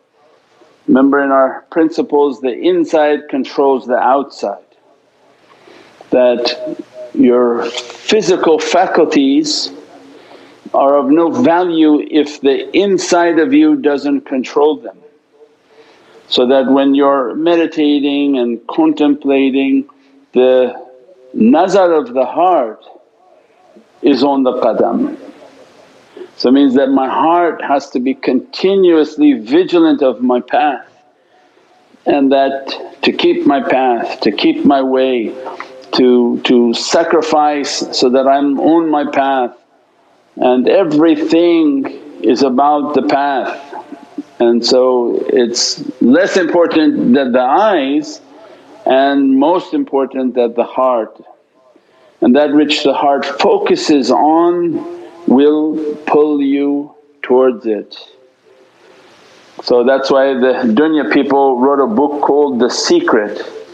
They took from the hadith and made millions of dollars. Right? They said, what you focus on you can draw it to you. So, I want a parking space, I want a parking space. Oh, lo and behold, parking space has appeared. And they went and made millions telling people, follow your desires, focus on it, want it, and it comes to you. But these haqqaiqs were not for dunya, these were the haqqaiqs for akhirah. So awliya come and teach us that what you desire you're going to draw it towards you, and if it's satanic, of course shaitan going to throw it right into your face to distract you. So then the whole reality is based on that what I desire has to be my path, and my path is symbolized by my feet and the reality of what qaddam stands for. How to reach to these oceans of power that is only through the way of Muhammadun Rasulullah. So that every day we ask ourselves, am I walking the path of Sayyidina Muhammad, cheating, stealing, lying, what path am I walking on? So that people don't get confused, oh I don't want to follow the tariqah, my husband doesn't like tariqah, my wife doesn't like tariqah. Forget these words. This is about following the way of Sayyidina Muhammad, and my life is, am I following the way of Prophet with good character, good akhlaq, the best of muhabbat and love. That's all that's important, and my heart has to continuously be vigilant in life that I am following that way. And then all the other realities. Then we said the journey inward Dar Vatan, Safar dar Vatan or Watan. Watan is your body, and the safar and the travelling inside means that as 99% of the world is travelling outside, focused on which country they belong to, go out into the streets and throw rocks on it. Even the Dalai Lama, who's not supposed to be associated with anything, wants his country. Everybody focusing on the outside. And awliyaullah are coming, Mawlana Shah Naqshbandi coming and teaching us, you journey inward to the home that's most important for you, your station in Allah's Divinely Presence. And that your focus in life is your journey inward into the Divinely Presence. That's why we said that the first step of journeying is not that, am I submitting to Rabbi al-A'la, but I'm submitting to all the satanic Rabbs that are governing me. So the Lord, in these teachings that word Rabb and Lordship, and that which governs you is a Lord over you. So then people who think they are following Rabbi al-A'la, it's insulting to Allah to make it sound so easy, when in reality it's shaitan that people are following. If they smoke, they drink, they have these different character vices, those are shaitans that are lords over those people and ourselves, because we can't get rid of them.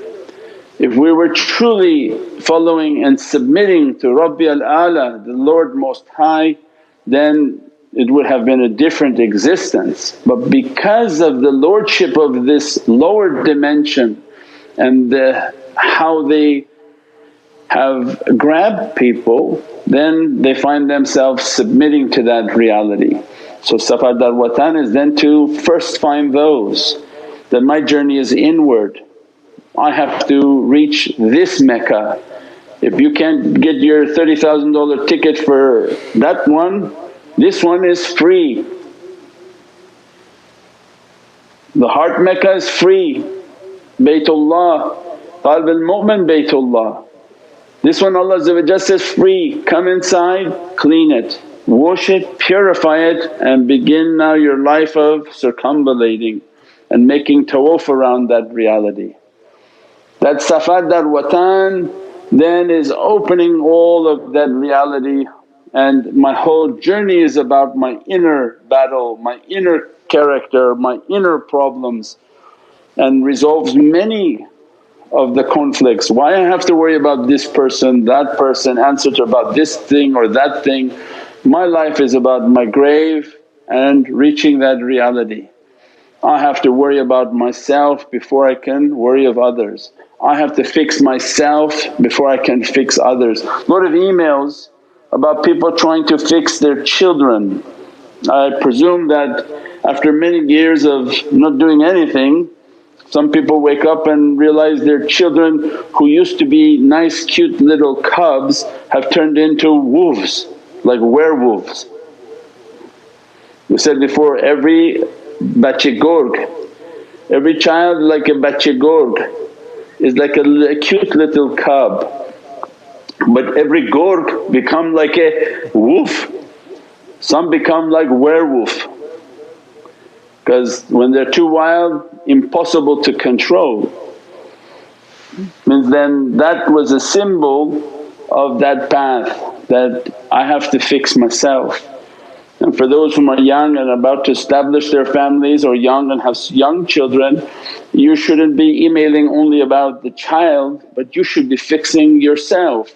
Not do as I say to my children, but do as I do. So I busy myself, clean myself, perfect myself, stop my yelling, stop my screaming, stop all my craziness, so that as I am doing, my children will do. And they learn by copying you, not by what you say but what you do. And then alhamdulillah by the grace of Allah then you're raising them in the way of the love of Sayyidina Muhammad. And if they're older now and you're emailing and it's too late, it's never too late to fix yourself. That once you begin to fix yourself, don't need to keep emailing that these 10 kids are not listening to me. There's no kid that listens to anyone. All you have to worry about is that, how come you're not listening to Allah? We can see how that's like what do they call, oxymoron? When you're asking you keep asking, how come the kid's not listening to me? Shaykh, give me wazifah so my kids will listen to me. It's like Allah sending an email that, how come they're not listening to me? So that's why then I busy myself with myself, it's never too late. Fix myself, fix my characteristics, fix my love for Sayyidina Muhammad as I draw near to that reality, to that perfection, to that light and to that blessing, Allah resolve everything on the outside. As I fix myself and draw to that reality, Allah fixes everything on the outside. Otherwise one whom busies themselves on the outside, they forgot about everything inside. And then you're fixing just things by your physical force.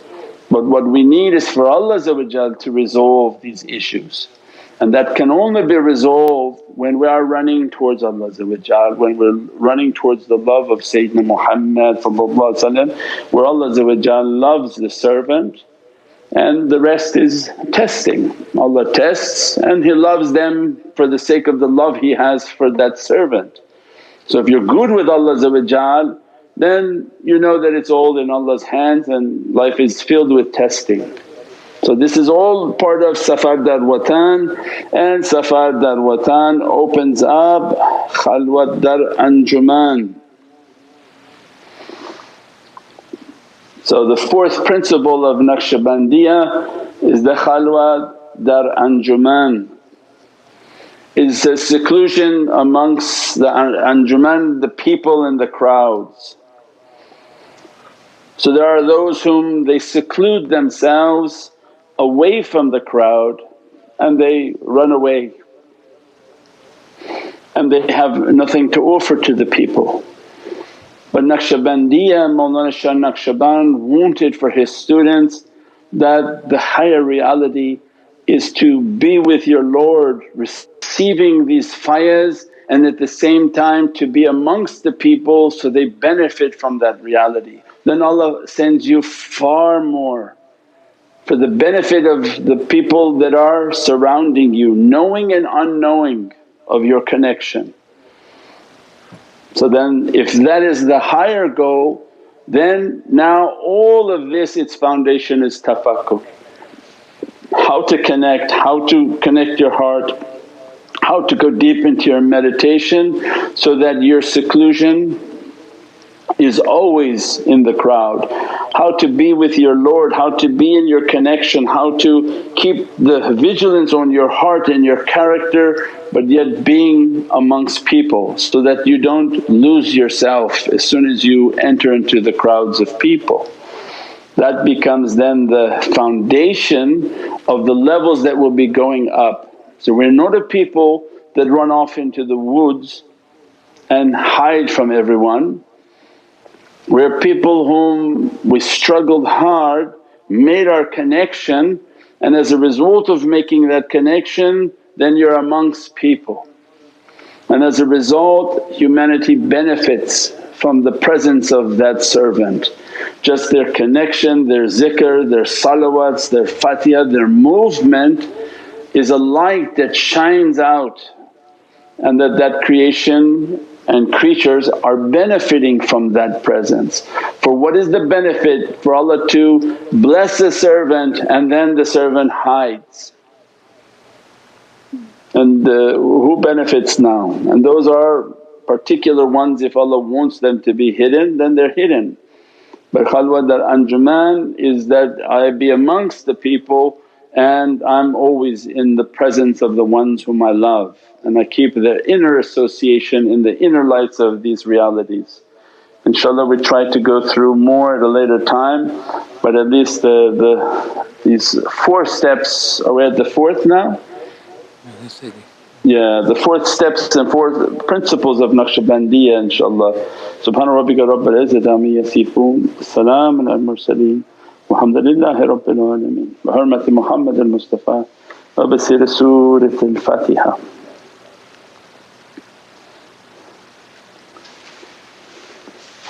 InshaAllah these are all for the realities of Hajj and the inner reality of Hajj.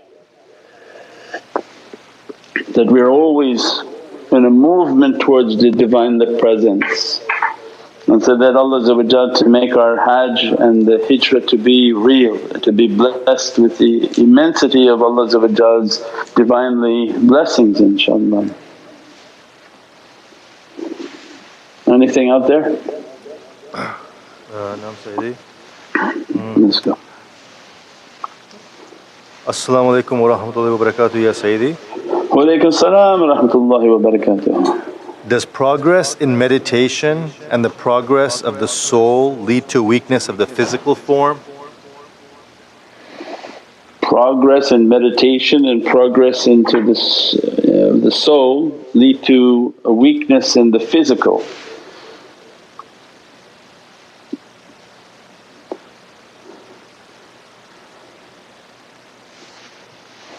The answer is a yes and no, but a yes. InshaAllah that anything we struggle in and anything we give our life to, the practices are physically intense. So years of praying, years of meditating, years of sitting on your legs, no doubt you're going to have difficulty in your knees and your back and all the physical ailments of growing older doing these practices. Imam Abu Hanifa would pray I think 1000 rakahs every night until old age and got severe arthritis as a result of the salah and all of the strenuous activity that they put upon the physicality. So that's going to be a given that as we grow older our practices become more and more difficult. There's another process of energy that as we build this energy connection and build this connection for the Divine, then the carrying of burdens has its difficulty. And the different difficulties that come, physical difficulties and ailments onto the physical body, then is in Allah's hands and is a way of service. So everything has a price that Allah wants the servant to carry different difficulties and burdens and lights and energies, and the physical being that we have is not strong enough at all times to carry that. So it can cause different physical conditions. So but it's a very fine line that the madad and the support, the shaykhs above, they understand how much someone can carry. And as their burden is coming, the whole concept of the madad and the shajara, the chain and the golden chain is that we're locked on. So whatever's coming, to the degree the shaykh can carry, the student can carry, his shaykh will carry, his shaykh will carry all the way up the chain. The shaykhs will take that burden and they carry because they have no longer physical limitation. So that's why the importance was to establish at the first step the madad. So madad with the chain and to the connection, through that madad they're pulling these burdens. Then there are those whom you can meet and they don't have a chain and they say, oh we were doing healing, we do like this, and after a short period of time they are ripped to pieces. Their body is under attack, they have many physical ailments because that wasn't supposed to occur. That's not the system that Naqshbandiya has. That Naqshbandiya doesn't encourage anyone to do healing unless they've been specifically authorized and trained on how to pass that energy, not to touch anyone, because it's such a dangerous game that taking on people's shayateens and jinns and all their difficulties is not something or anything that people want. But many people have been harmed by entering into that arena and not being prepared for what they're going to be dealing with. And that's evident in many places. You see many people are very, very sick because they took on too much and much more than they were supposed to take on, and as a result has crushed them. As-salamu alaykum Sayyidi. Walaykum salam wa rahmatullah. Is fragrance have any reality? Because whenever we recite more and more durood or salam, we feel very beautiful fragrance in our home. Forgive my ignorance. Walaykum salam. Yeah, we have many of these questions. Our resource is nurmuhammad.com. So you go www.nurmuhammad.com and there's a search tab, you enter into the search tab the phrase, the power of smells or reality of fragrance, and all these talks on that reality and the power of fragrance. The reality is that aromatherapy and fragrance therapy is angelic reality. So the reality of good smell and the reality of angels that accompany that smell and the pious servants from the budala, nujab, nuqab, awtad, akhyar, jinni wa malaika. That these pious servants, they have the reality of fragrance. So when they're present, the fragrance is filling the room, filling the prayer area or what we're passing by, because of their reality is there and the purity of their reality. And that when the servant also purifies their heart, we said before that their heart is filled with a ishq and a love, and when they make du'a it's like a fragrance that's unique to their… what's that sense called that people have? Their pheromones. Everyone has a unique smell, and every creature in nature they use that smell to know their family, to know their mother. So Allah created each creation with their unique fragrance, their unique pheromones, and based on the level of purity and the level of the purity of their pheromone that is emitting from them. And that's the fragrance that they're emitting and the energy of that reality of that fragrance. Once they have the energy and the light of that, the angelic reality is that people can smell them, and that can be from their sandalwood fragrance and amber fragrance and the rose fragrances, inshaAllah. As-salamu alaykum Sayyidi. Walaykum salam wa rahmatullah. Could you please elaborate how the alif keeps escaping when we try to open it and not other letters such as lam, ha and others? I'm bewildered.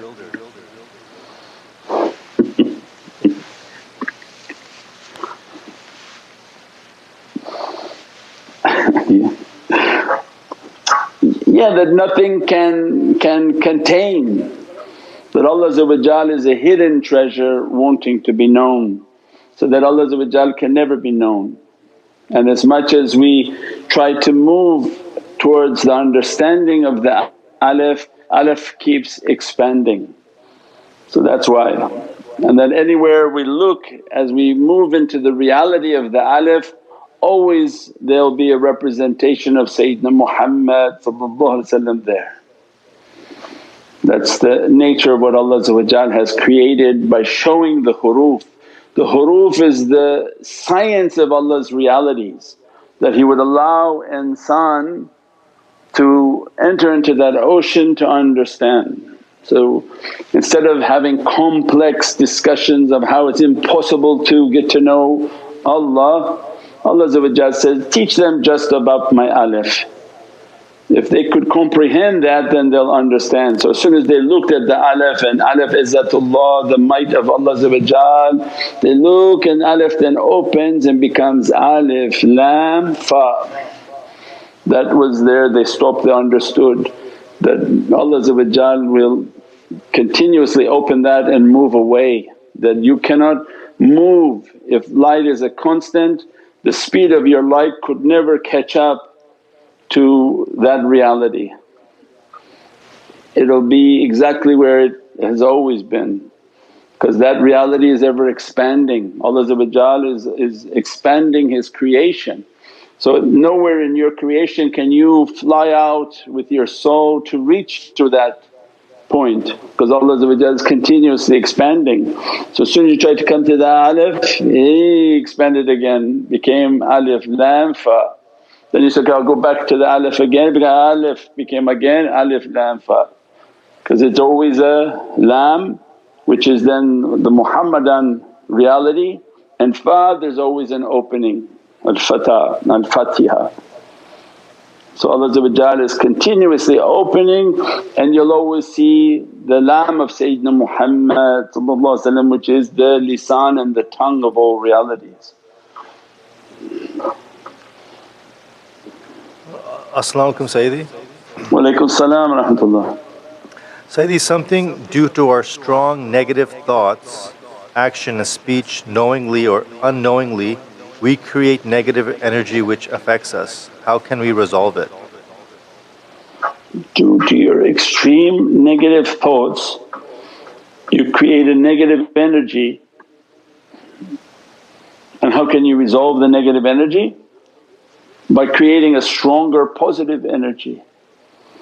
So that's why when we make wudu and salatul wudu, to shield us from the negativity wa sayyata amalina, and from the sins of our amal. That as soon as we begin to make our salawats and all our practices, they produce a far greater positive energy to consume the negative energy. So they eat the sins. So as soon as you begin to make lots of salawats and try to perfect your character, do good deeds for your character, give sadaqah at that time. We say if you do and continuously doing something bad, you should have a speed button for Fatima Zahra helping hand. And as soon as you do something bad, do something good, and then make your salawats, make your different duroods, your different du'as from the app. The energy is far greater positive energy that consumes those negativities. And we have the Sultan of Tawbah from Mawlana Shaykh on the app, Tawbah to Abdin Zalimeen. They say if there's a king of forgiveness du'a, that is the king of forgiveness. Tawbah to Abdin Zalimeen, and then you recite those du'as, the salawats, the duroods, and create a more positive energy that will take away all the negativity inshaAllah. As-salamu alaykum Sayyidi. Walaykum salam wa rahmatullah. When and how do we say who? When and how do we say who? Who? We say it in our breathing, we say it in the zikr, in the breathing practices. When you begin to learn how to unlock the breathing, your initial state is Allah, Allah, Allah, Allah. But when you're going into breathing practices, it's just zikr of who. And we said before that when you start to try to meditate with the meditation of the breath, you want to breathe out and breathe in with your zikr, but that may be foreign for people, so they go,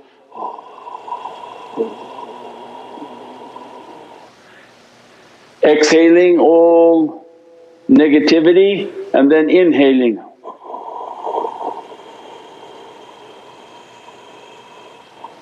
Later as they progress, they don't even need to make that sound anymore, they're just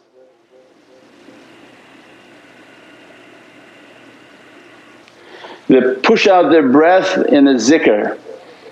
and their zikr is khafi, and Mawlana Shah Naqshband's zikrs and associations were all khafi.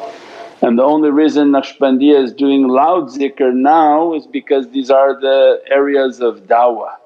But for Mawlana Shah Naqshband everything was khafi, these were the masters of tafakkur and muraqabah. And during his shaykh's life, when the shaykh would do a loud association, Mawlana Shah Naqshband would leave to another area and do the khafi zikr to keep his connection with the shaykh, because he found that the loud zikr was keeping him to be present in the association. When you are khafi you enter into a death state and leave the body. So this is all, these are all the trainings that Naqshbandiya specializes. If I'm sitting somewhere in an association I have to keep going, Allah, Allah, Allah, well I have to be here to say Allah. I have to be very present with my body to be saying that. But if you are trained in this way, the zikr starts, you enter like a state of death in which you're not moving, and your zikr is on your heart and in your soul, and they can begin to leave their body by not moving it. Any agitation on the body, then they become very much present again and to be present with their body. So definitely the higher, much more powerful is Mawt qabla al-Mawt, a state in which all the attendees are dead and they're doing their zikr through their soul. That is immensely more powerful. But because we are in the lands of da'wah and these are the end days in which trying to even teach where they don't even accept the principles of Naqshbandiya anymore, they think it's something strange, it's coming back to them like we've never heard these things before. But this was the depth of Naqshbandiya and what Mawlana Shah Naqshband was bringing. Mawlana Abdul Khaliq al-Khushdawani was doing these zikrs and these practices underwater, and in his maqam in Khujdawan in Uzbekistan there's a well in his zawiyah, and this well of water he would go into the well and he would do all his spiritual practices submerged in the well, because he said that as I'm submerged I have less influence from shaitan, because their purity inside they push the shaitans out, and as a result when they go into water the shaitans won't enter in to follow them. So meditation, talk about severe meditation, they were doing it under freezing cold water in a well. So if they say there's no meditation in tariqah, then they just negated Mawlana Abdul Khaliq al-Khushdawani and Mawlana Shah Naqshband, that they were the masters of this foundation, and to a severe and an extreme reality of submerging. And this is areas of freezing cold, the wells are not heated wells. These are very cold areas and regions. So when you talk about going into the well, they're going into freezing cold water and submitting, and probably hypothermic at that level of cold, and doing their zikrs and their khafi practices, inshaAllah. And that's why they're the masters of that region, masters of reality. And the golden chain, there's not just a silver chain or iron chain, they're the golden chain that is a golden reality from the heart of Sayyidina Muhammad Naqshbandiyatul Aliyah, the Most High. Most High for what? Because of the depth of the reality that they entered into the Muhammadan heart and the secrets in which they brought out.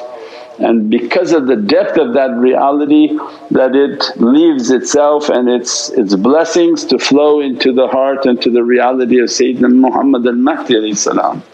So it has immense realities, immense realities.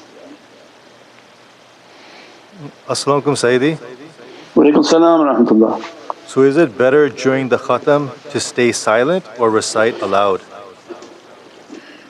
Yeah, when we're talking about these realities, these are people who are trained, they made their tafakkur, they made all their contemplation, then everybody can judge where they are. If you didn't make any contemplation, didn't make any connection, didn't make anything, then no, you have to do it loud, because you have to do the zikr, you have to hear it, you have to scare away the different beings that are around, and so it has its own blessing and the people around you to do the zikr.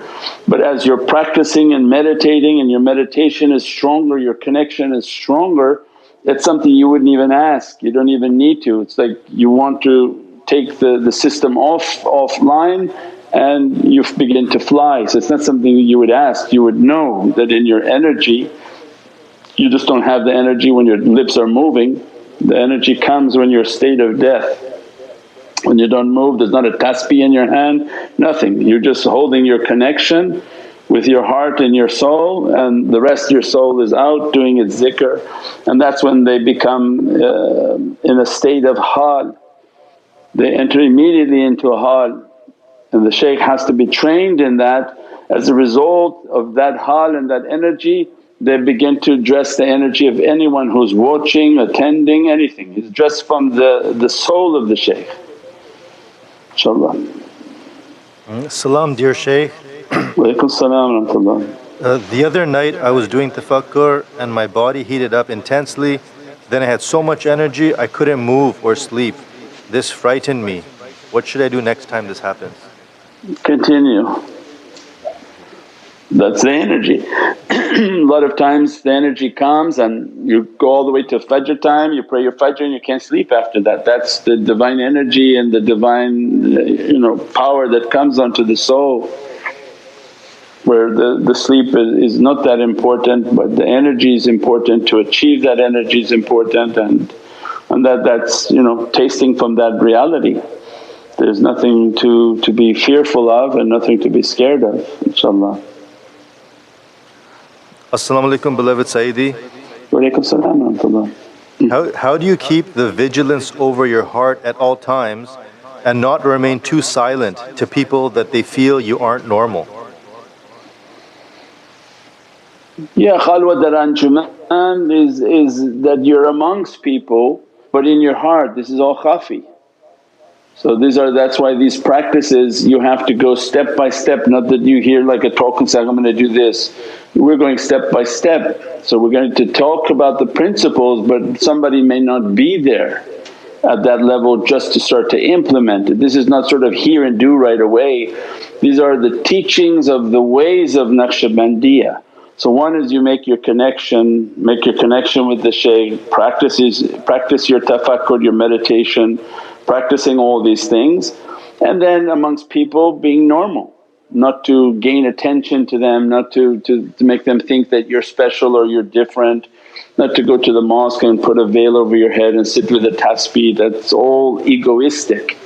This is all very secluded. This is that you're in your room doing your practices and nobody knows what you're doing.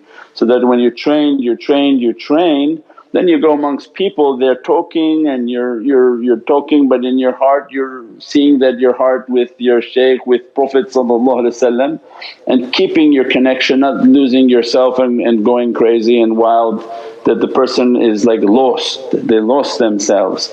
That's why you keep the level of your ihtiram, keep the level of your respect, keep the level of your character. Those are the guiding forces that's showing you that you're able to keep control. Don't enter into discussions that are going to make you angry and wild and change who you are. So those levels of testing begin to increase. And then when people are doing different things and you have your tasbih in your pocket, then you can stop and do some of your tasbih and zikr that nobody's seeing and watching, or if you're in your car you do your zikr. But it's as much as to be normal in front of people so that they don't find you to be different, and that everything now will become egoistic, and that whatever your practices are only for Allah and for Sayyidina Muhammad, not for the benefit of people praising us, inshaAllah. As-salamu alaykum wa rahmatullahi wa barakatuh, dear Sayyidi. Wa alaykum salam wa rahmatullahi wa barakatuh. Could you please guide us, what is the best things to do as we are approaching Eid next few days? Yeah, the meditation, the tafakkur, the inner hajj, see yourself at all the places of the hajj, everything that they're doing you're doing. So that when they're making the tawaf, visualize yourself that you're making tawaf, visualize yourself in your meditation, make yourself to be in the presence of the holy Kaaba asking, Ya Rabbi dress me from the faiz and the lights that are coming upon the Kaaba, and you're meditating, doing your zikr, doing your salawats, doing all your practices, recite all the du'as for all of the prayers, and you're busy If anyone's following that app, you have hours of prayers. If you read just like from Asr, all the awrad, what you're supposed to recite, beginning, ending, in the middle, Fajr, Asr, Zohr, Maghrib, Isha, all the way to Tahajjud, to Najati, you would be having so many things to recite, you wouldn't even be asking that. And then also the app has the du'as, the salawat, so all of this ibadah is right there on the app, very easy. So from whatever time restraints people have because of work, then you have the different wazifas for each of the salah. You can pray the Zohr if you don't have work and do the whole awrad with which holy surah to recite for that. It's all on the app. So that's why it's so much ibadah on this app that nobody should ever have a question of what they should be doing. They have so much to do there. And you should be reciting all the du'as. This is the du'as of Grand Shaykh Abdul Faiz Dagestani, Sultan Shaykh Muhammad Nazim Haqqani. Recite all of the salawats. So once you finished all of that, then you can ask, do we have anything else? But you'll be booked yeah, you'll be great, huge amount of hours in worshipness. InshaAllah give you more and more, and all of us more and more, and good deeds, good deeds. And that Arafah, and the reality of Arafah is the Qurban. And the reality of Arafah and its sacrifice, that, Ya Rabbi, that I'm asking that accept my Qurban and that to sacrifice my bad character, what I was not able to achieve myself by my actions and sayyat amalina and the sins of my actions. Ya Rabbi, please accept my Qurban, and through the Qurban to lift these difficulties away. And people contribute to the Qurban according to their ability. We have shared Qurbans, they don't have to do the whole cow or a whole camel or a whole goat. Based on their ability they can give, even to the extent if they don't have those means, then go buy food for somebody and give a hamburger to a homeless person. And that Allah accept that Qurban, accept that sacrifice. And the good deed is what's important at this time, on those days and those nights. That this is the time in which Allah is making paychecks for Divinely lights and Divinely realities. So that to be in that system, we want our good deeds to be counted. That Allah send out these lights and send out these blessings. And our system in tariqah, we don't wait for anybody to give for us to order.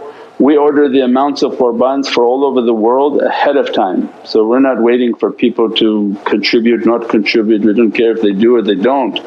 The system has already been sent out and the numbers have been sent out, and people are welcome to support, and they support towards that whole project, whatever's happening and wherever we are doing those programs, inshaAllah. But the main thing is to catch these nights and these blessings, that Allah dress us and bless us from them, inshaAllah. As-salamu alaykum ya Sayyidi.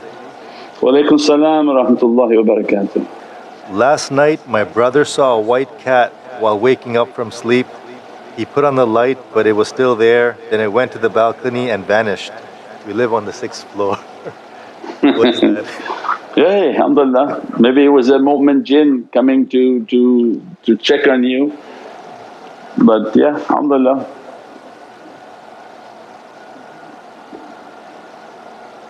As-salamu alaykum Sayyidi. Alaykum salam wa rahmatullah. What do you do if you feel like there's so much to do but you can't find the time? Time management, inshaAllah. There's lots of things to do, and then you put it in importance, just like for work. You make a spreadsheet and put a time management chart together and say, I'm going to do this at this time, this is a free time, this is a free time, and that you manage yourself and organize yourself. Islam is all about discipline, and tariqah is even more stringent disciplines. So then again, time management, make a spreadsheet and say, this is the time I have to drive, recite your salawats at that time. This is the time I'm driving home, recite the zikr of Allah at that time, make your istighfar at this time. I have a couple hours on TV, I'm going to make istighfar. I have a couple hours with my family, at this time I'm going to recite this.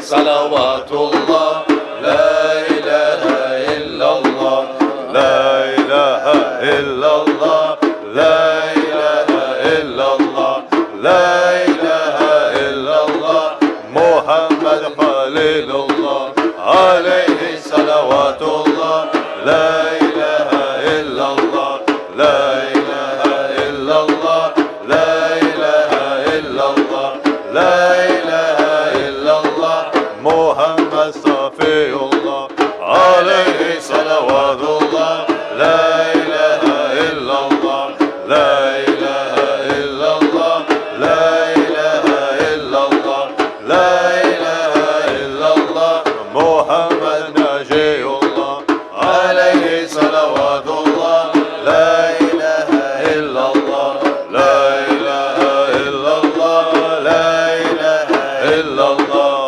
لا إله إلا الله محمد شفيع الله عليه صلوات الله لا إله إلا الله لا إله إلا الله لا إله إلا الله لا إله إلا الله لا إله إلا هو لا إله إلا هو لا إله إلا هو لا إله إلا هو لا إله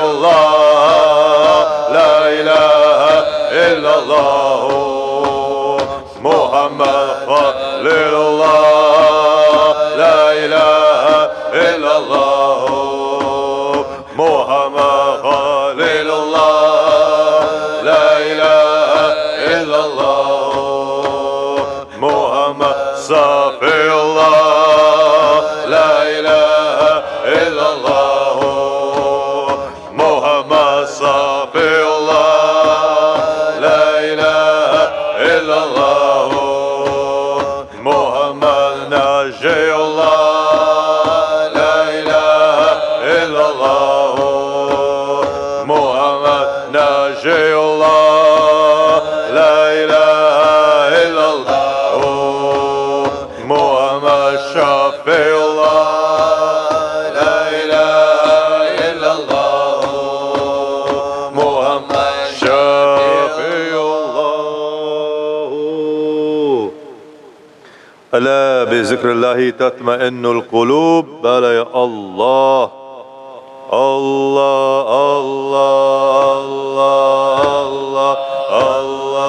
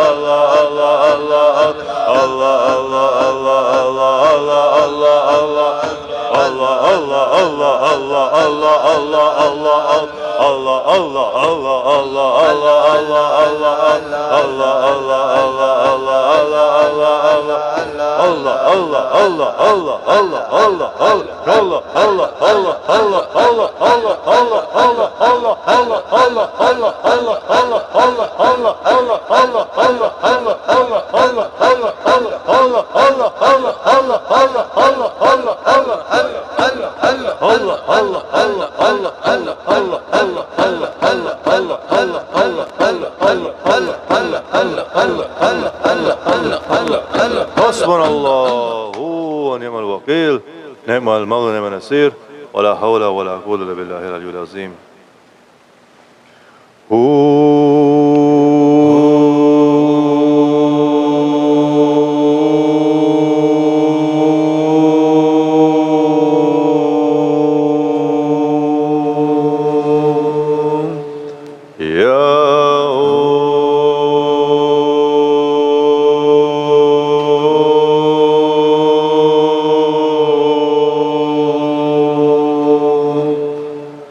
يا هو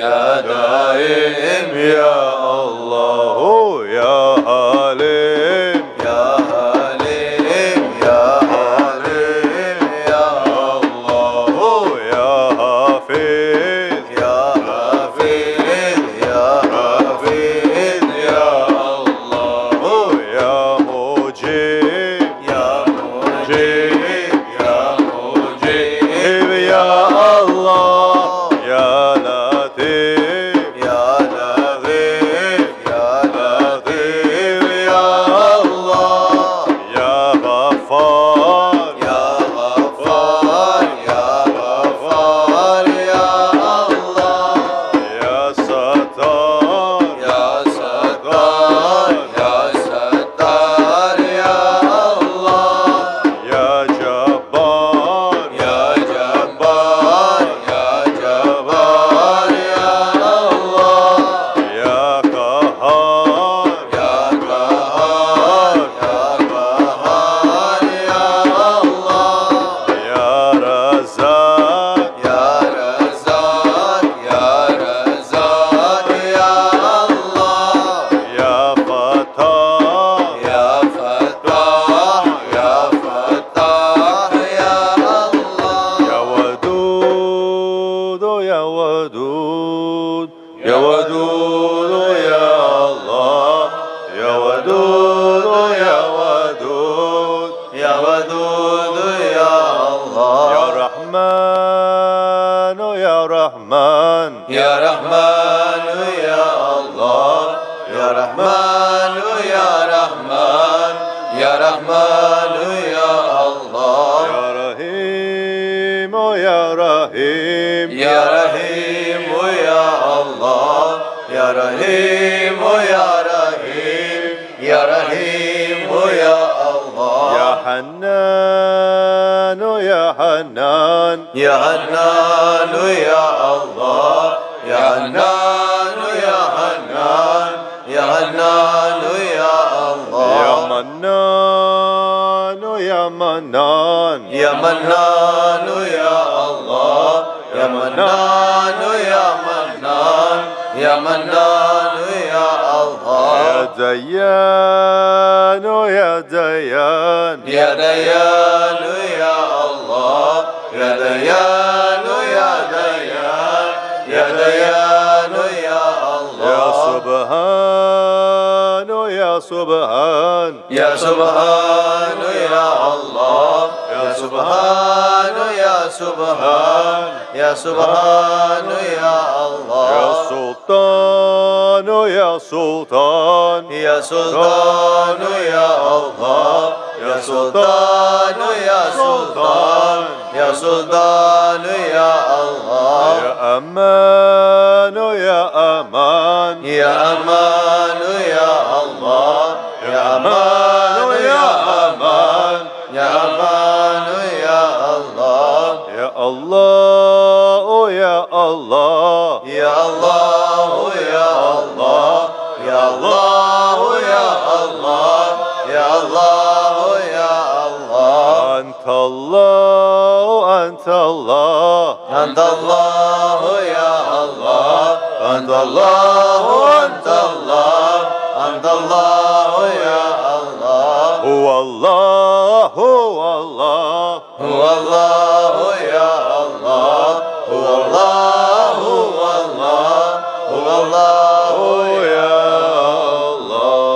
الله لا حول ولا قوة إلا بالله العلي العظيم بسم الله الرحمن الرحيم بسم الله الرحمن الرحيم بسم الله الرحمن الرحيم بسم الله الرحمن الرحيم بسم الله الرحمن الرحيم بسم الله الرحمن الرحيم بسم الله الرحمن الرحيم بسم الله الرحمن الرحيم بسم الله الرحمن الرحيم بسم الله الرحمن الرحيم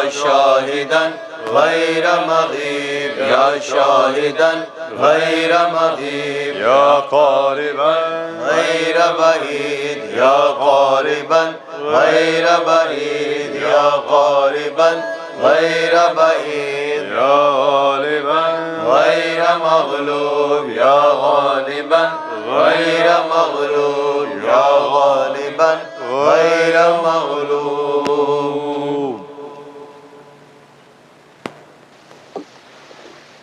حسبنا الله ونعم الوكيل، نعم المولى ونعم النصير، لا حول ولا قوة إلا بالله العلي العظيم. فلشرف النبي صلى الله عليه وسلم عليه وصحبه الكرام، وعلى مشايخنا في طريقة النقشبندية العالية، خاصة روح إمام طريقة غوث خديج كشان نشفى محمد ويسى البخاري، سلطان أولياء الشيخ عبد الفيز الداغستاني، سلطان أولياء الشيخ محمد ناظم عادل الحكاني، مولانا الشيخ هشام كباني، الشيخ عدنان كباني، الشيخ محمد عادل، عبد الخالق الخوج الدواني، صاحب زمان سيد محمد المهدي عليه السلام، وروح الله سيدنا عيسى عليه السلام، سيف الله سيدنا عليه السلام، ثم سابق الصديق سيدنا أمة سيدنا عثمان، إمام الحسن عليه السلام، إمام الحسين عليه السلام، سيداتنا فاطمة الزهراء عليه السلام، والسير وساداتنا الصديقين. الفاتحة.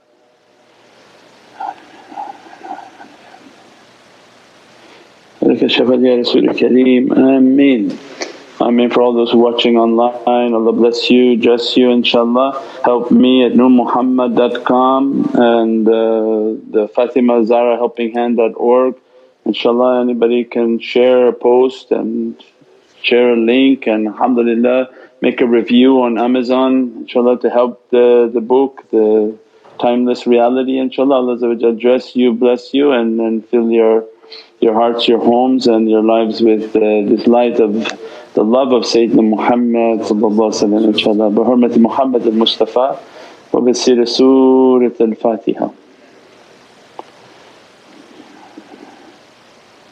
Barakat shafat ya Rasul al-Kareem. Ameen. InshaAllah. Alhamdulillah. The cut done.